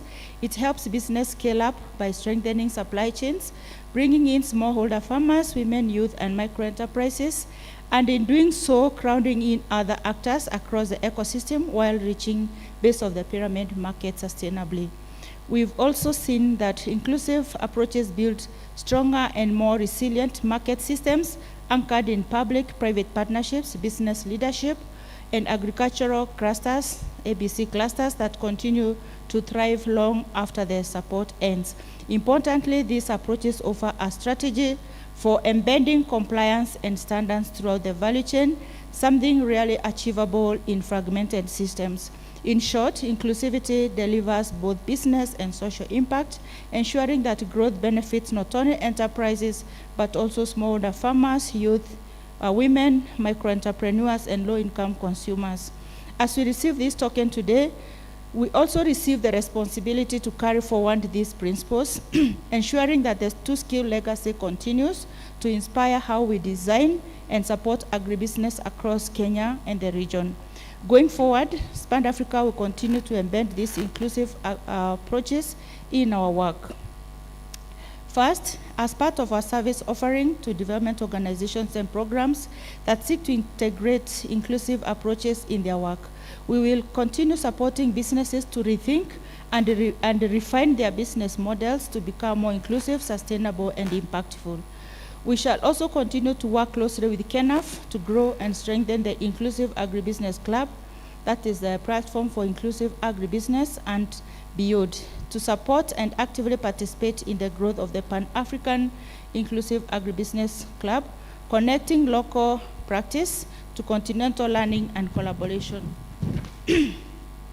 This moment is not an end, but a continuation of 2SCALE legacy. one that will keep inspiring how we build partnerships and deliver both business growth and social impact. Once again, our sincere appreciation to the 2SCALE team and to all partners for your trust, mentorship, and collaboration. Spand Africa is proud to carry this torch forward and to keep building on the strong foundations you have laid. Thank you.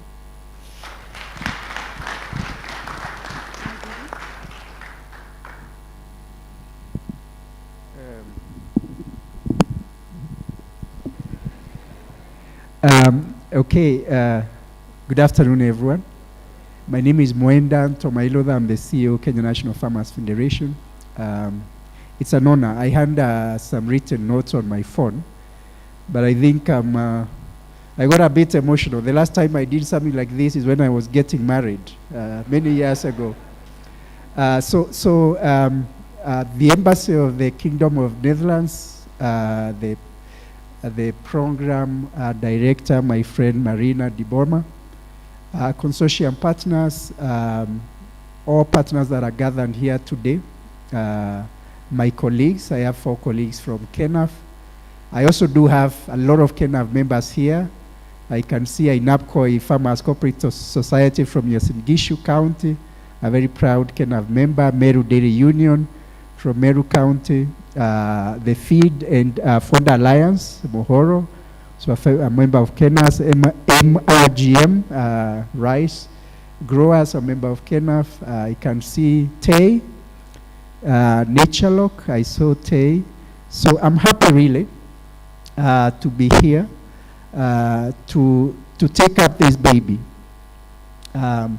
It's an honor really, like my friend Josephine has said from Spand Africa. It's an honor that has been bestowed upon Spand Africa in KENAF by not only 2SCALE, but also all of you, the people who have made this baby into who it is.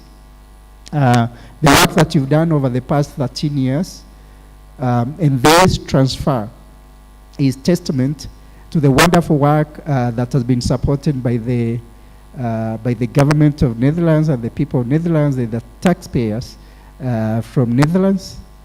And really for us, as two Kenyan organizations that are taking this, we are proud that we are taking a baby that is healthy and strong. So Josephine, this baby cannot die on our hands. It needs to grow and really support the agricultural transformation and development that we are talking about in this country.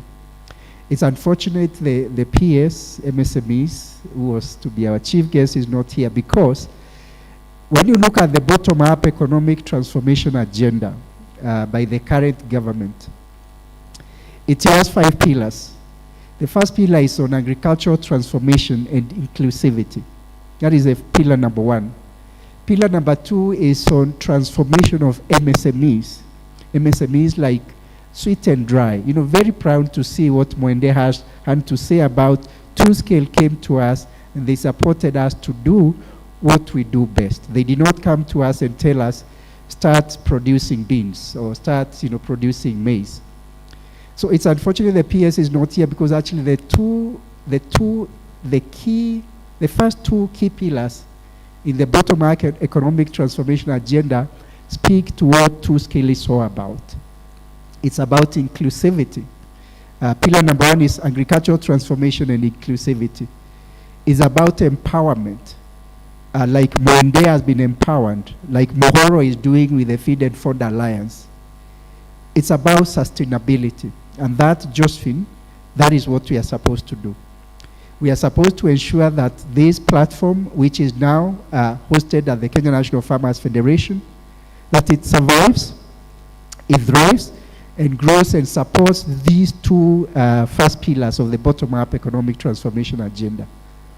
Like Marina has requested all of us, I call upon all of you to continue supporting the inclusive agribusiness platform like you've been doing over the past 13 years, so that this baby can grow, become an adult, and really transform this country's agricultural sector, which carries a lot of millions of people.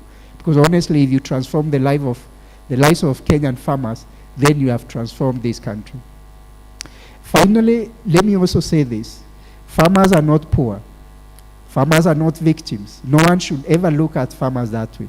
And this is what 2SCALE is also about. When you talk about inclusivity, where you bring everyone together, everyone to the table, then you talk about empowerment. That's what farmers need. They need to be empowered to do what they do best. And I do believe if we do that, we shall see the transformation of this country. As I finish, let me kindly, Marina, ask my colleagues, Lilian Wambua, Cynthia Kosgei, Valerie Otieno, and Roderick Mwirigi.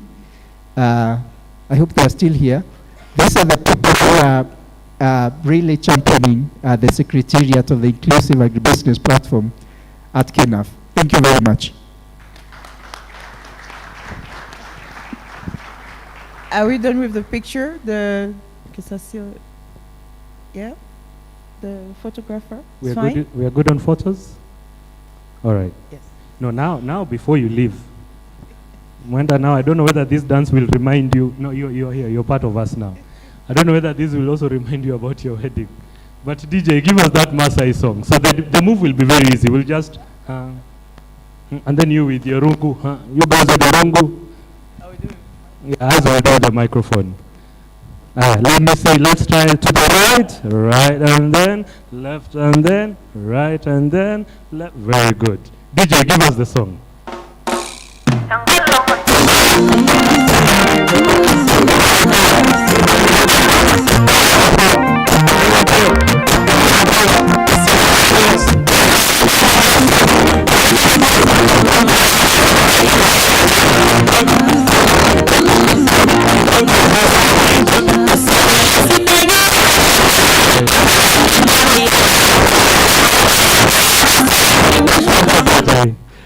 Well, let's give a round of applause to them. Thank you, Marina. Thank you, Hannah. Thank you, Dr. Josephine and Dr. Mile Luther. Want to take a photo of just the two of them? All right. Great.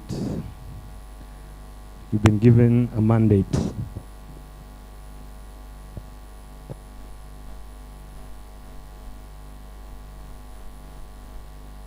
And then after this, I will ask their teams to join in, SPAD Africa team, and together with the KENAF team that is here.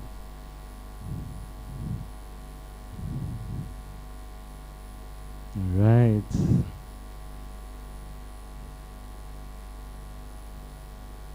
Good. All right, so SPAD Africa team, KENAF team, please join in. Let's just hurry up a bit.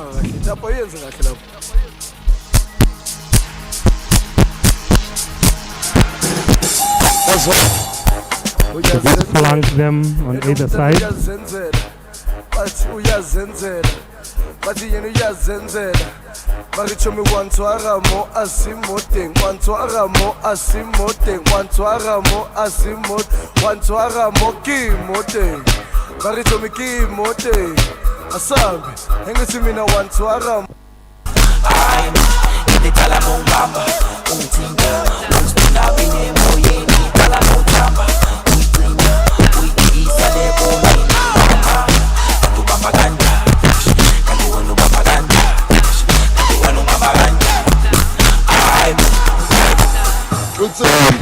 Please have your seats. I know they were celebrated a little earlier, but we just want to acknowledge and celebrate them one more time. So the team from 2SCALE, those who were there before and those who are still there, please come. Please just come. We want to celebrate you. We want to appreciate you. We want to recognize you. So anyone from 2SCALE, please come.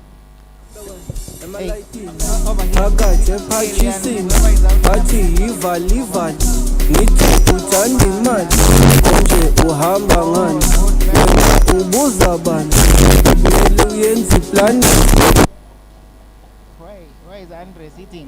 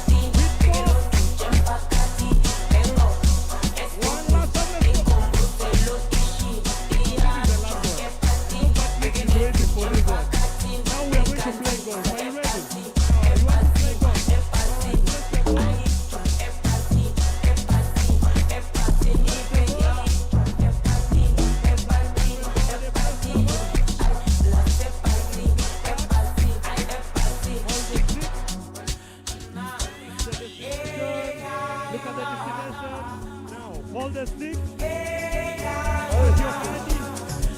One more time. It's on the way. It's on the way. Because it's a good one, say, yeah. Are we clear on that? We know the steps. All right.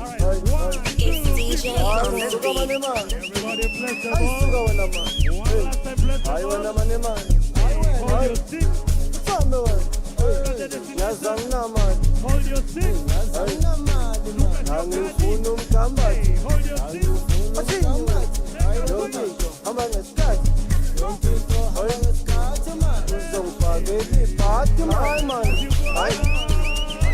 Ngiyazana manje angifuna umkhambazi yonke into hamba ngesikhathi uzongifakela ibhadi imali kamkhwanazi sekabi. Judy, you should be here. Now see you're making us repeat the dance again. You, Judy. Let's give a round of applause to Judy. She wants to dance along, guys. She can dance with me. Let's go. 1, 2, 3, let's go. Go down. One more time, go. Put your hand like this. Put your watch. Have you placed your watch? Then put your iPhone. Yes, your iPhone is on.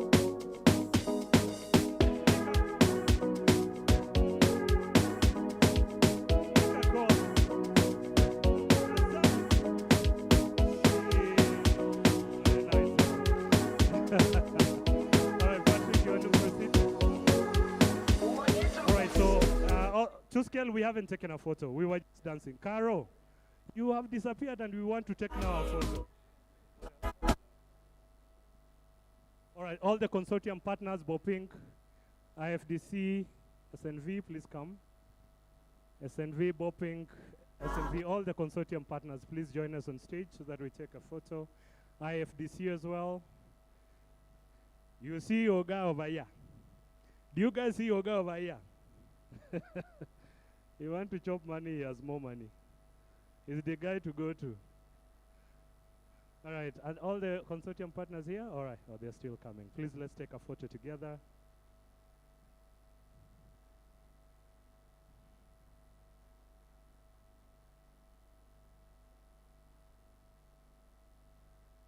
All right, you can just move in closer to each other. Just move to the front and then closer to each other. To the front and then closer, closer, closer. We want at least everyone to be on stage. Everyone should be on the platform up. There we go. All right. If I cannot see your face, then probably you will not appear on the camera. So we need to work around that setup. Are you able to see the gentleman at the back?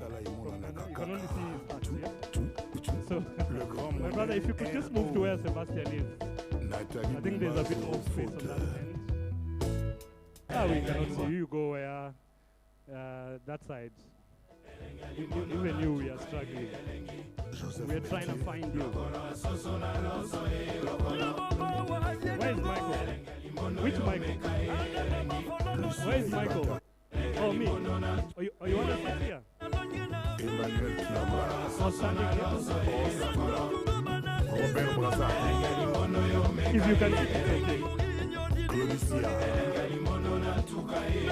So we've changed the whole plan for 3 people. That is how powerful they are. You could just then move closer to the center so that it's a bit more.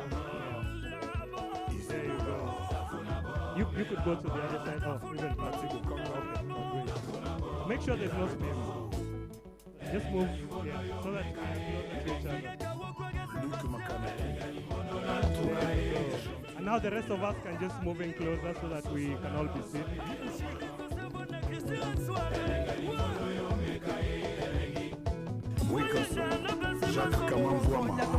Wait, there's one more person. Who? Hey, password, please come. Her name was too hard for me, so I just called her password. Please join us. Who else is not here? Ndolo. Surely Ndolo. Ndolo, only you. All right, Ndolo. Who else? Who else? Who? Kevin. Is it Kevin? Kevo. Where is Kevo? Kevo, please come. Kevo, please come.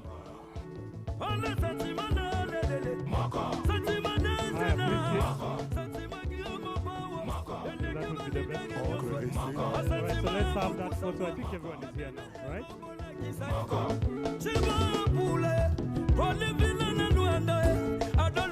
Jean-Jacques Montoile. Vicky Jimmy, 7e royaume. Patrick Ponce.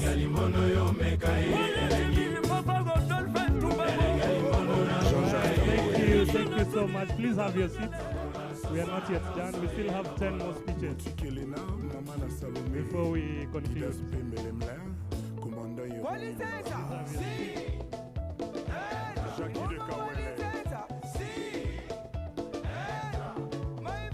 All right, so we want to have the last item on our agenda, and that is the vote of thanks.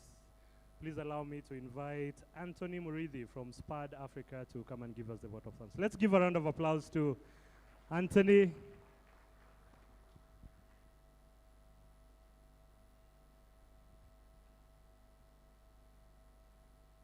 All protocols observed.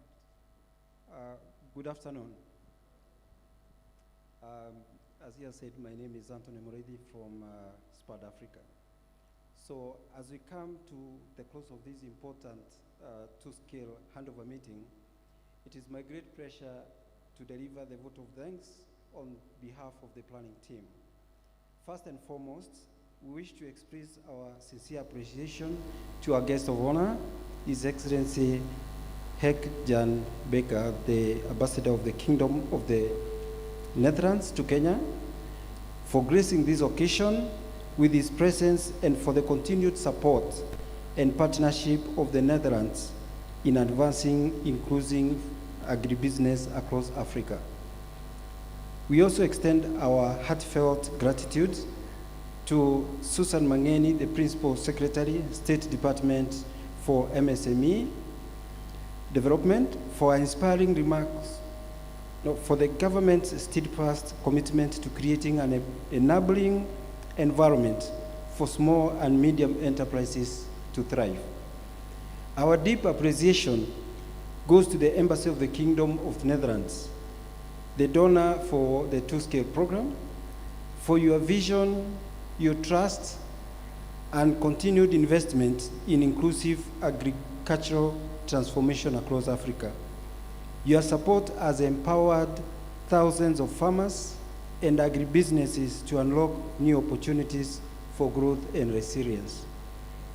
Special thanks to the implementing organizations, the IFDC, SNV, and Bob Inc., for your tireless efforts in bringing the 2SCALE vision to life.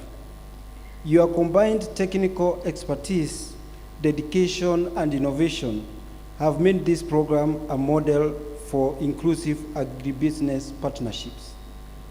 We also wish to acknowledge Marina Diboma, the 2SCALE Program Director, Bridget Okumu, the Country Director, IFDC, and Patrick Bolo, 2SCALE Country Team Leader, for their outstanding leadership, guidance, and commitment in driving implementation and ensuring that 2SCALE impact reaches communities across multiple value chains.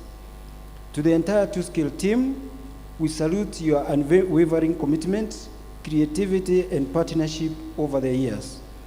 Your work in supporting inclusive agribusiness, empowering smallholder farmers, and strengthening value chains has left a remarkable and lasting legacy.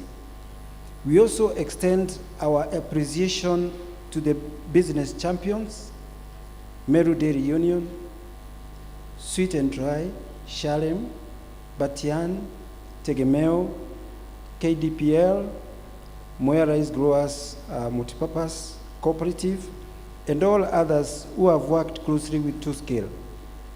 Your collaboration, innovation, and dedication have demonstrated that inclusive agribusiness is both achievable and sustainable. You are the true drivers of transformation on the ground. To our broader network of partners, the Inclusive Agribusiness Club, the private sector actors, farmer organizations, financial institutions, and the local governments, thank you for walking this journey with us. The success we celebrate today are the results of our shared vision, collaboration, and persistence in creating opportunities that are both profitable and inclusive. We equally thank 2SCALE for organizing this event and ensuring a smooth transition. This handover marks not an end, but the beginning of a new phase, one of ownership, growth, and sustainability. To all the participants, your insights, reflections, and commitments shared today give us confidence that the seed planted by 2SCALE will continue to grow and flourish. A warm appreciation to the Master of Ceremony, Mr. Michael, for skillfully guiding us through the day's program with energy and professionalism. Finally, to everyone working behind the scenes, the organizers, the facilitators, technical teams, and support staff, thank you for your tireless efforts in making this event a success. As we move forward, may we continue to uphold the spirit of partnership and innovation that 2SCALE has inspired in all of us. Together, we will keep scaling impact, improving livelihoods, and transforming agribusiness across Africa. On behalf of the planning team, on behalf of SPAD Africa, we thank you all and wish you safe travel back home. Thank you. All right, Anthony, before you go, let me just see this paper for 1 second. Okay. You mean this is true? Guys, he has written here, he did not read it fully, that you're the best MC I have ever seen in my life, and that you are awesome and you are amazing, and your jokes are on fire. Let's give a round of applause to Anthony. Thank you so much. All right, with that, we've come to the end of our closeout ceremony today. Thank you, a big thank you to each and every one of you for participating, being a good energy from me. It's been an honor just enjoying this day with you. Please celebrate your neighbor. Just give this round of applause to your neighbor and tell them you have been a great neighbor to me. Tell them you've been an awesome neighbor to me. And I have enjoyed your company. All right, as it is in Africa, when you visit us, when you're at the end of the session, there's always a bit of lunch, a bit of food, and today the organizing team ensure that we have lunch. So tell your neighbor there's lunch. And during lunch, I want you to do one thing that is very important, that is to network. Get to know someone you didn't come with, someone you probably have never met before, because we want to build our network as big as it can get. Is that true? So on your table, ensure that you're not sitting with the same people you see every day. They will judge how you chew food and how much you've selected. So go look for that person you do not know. Is that all right? So our lunch will be served, which restaurant, Diana? First floor. So our lunch is served first floor. Diana at the door has the vouchers. Ensure you get a voucher. If you go there without a voucher, no one knows you. But if you have the voucher, then all doors are open for you. Please enjoy your lunch, network, have a good time, and if you're looking for King of Good Time, please come and see me.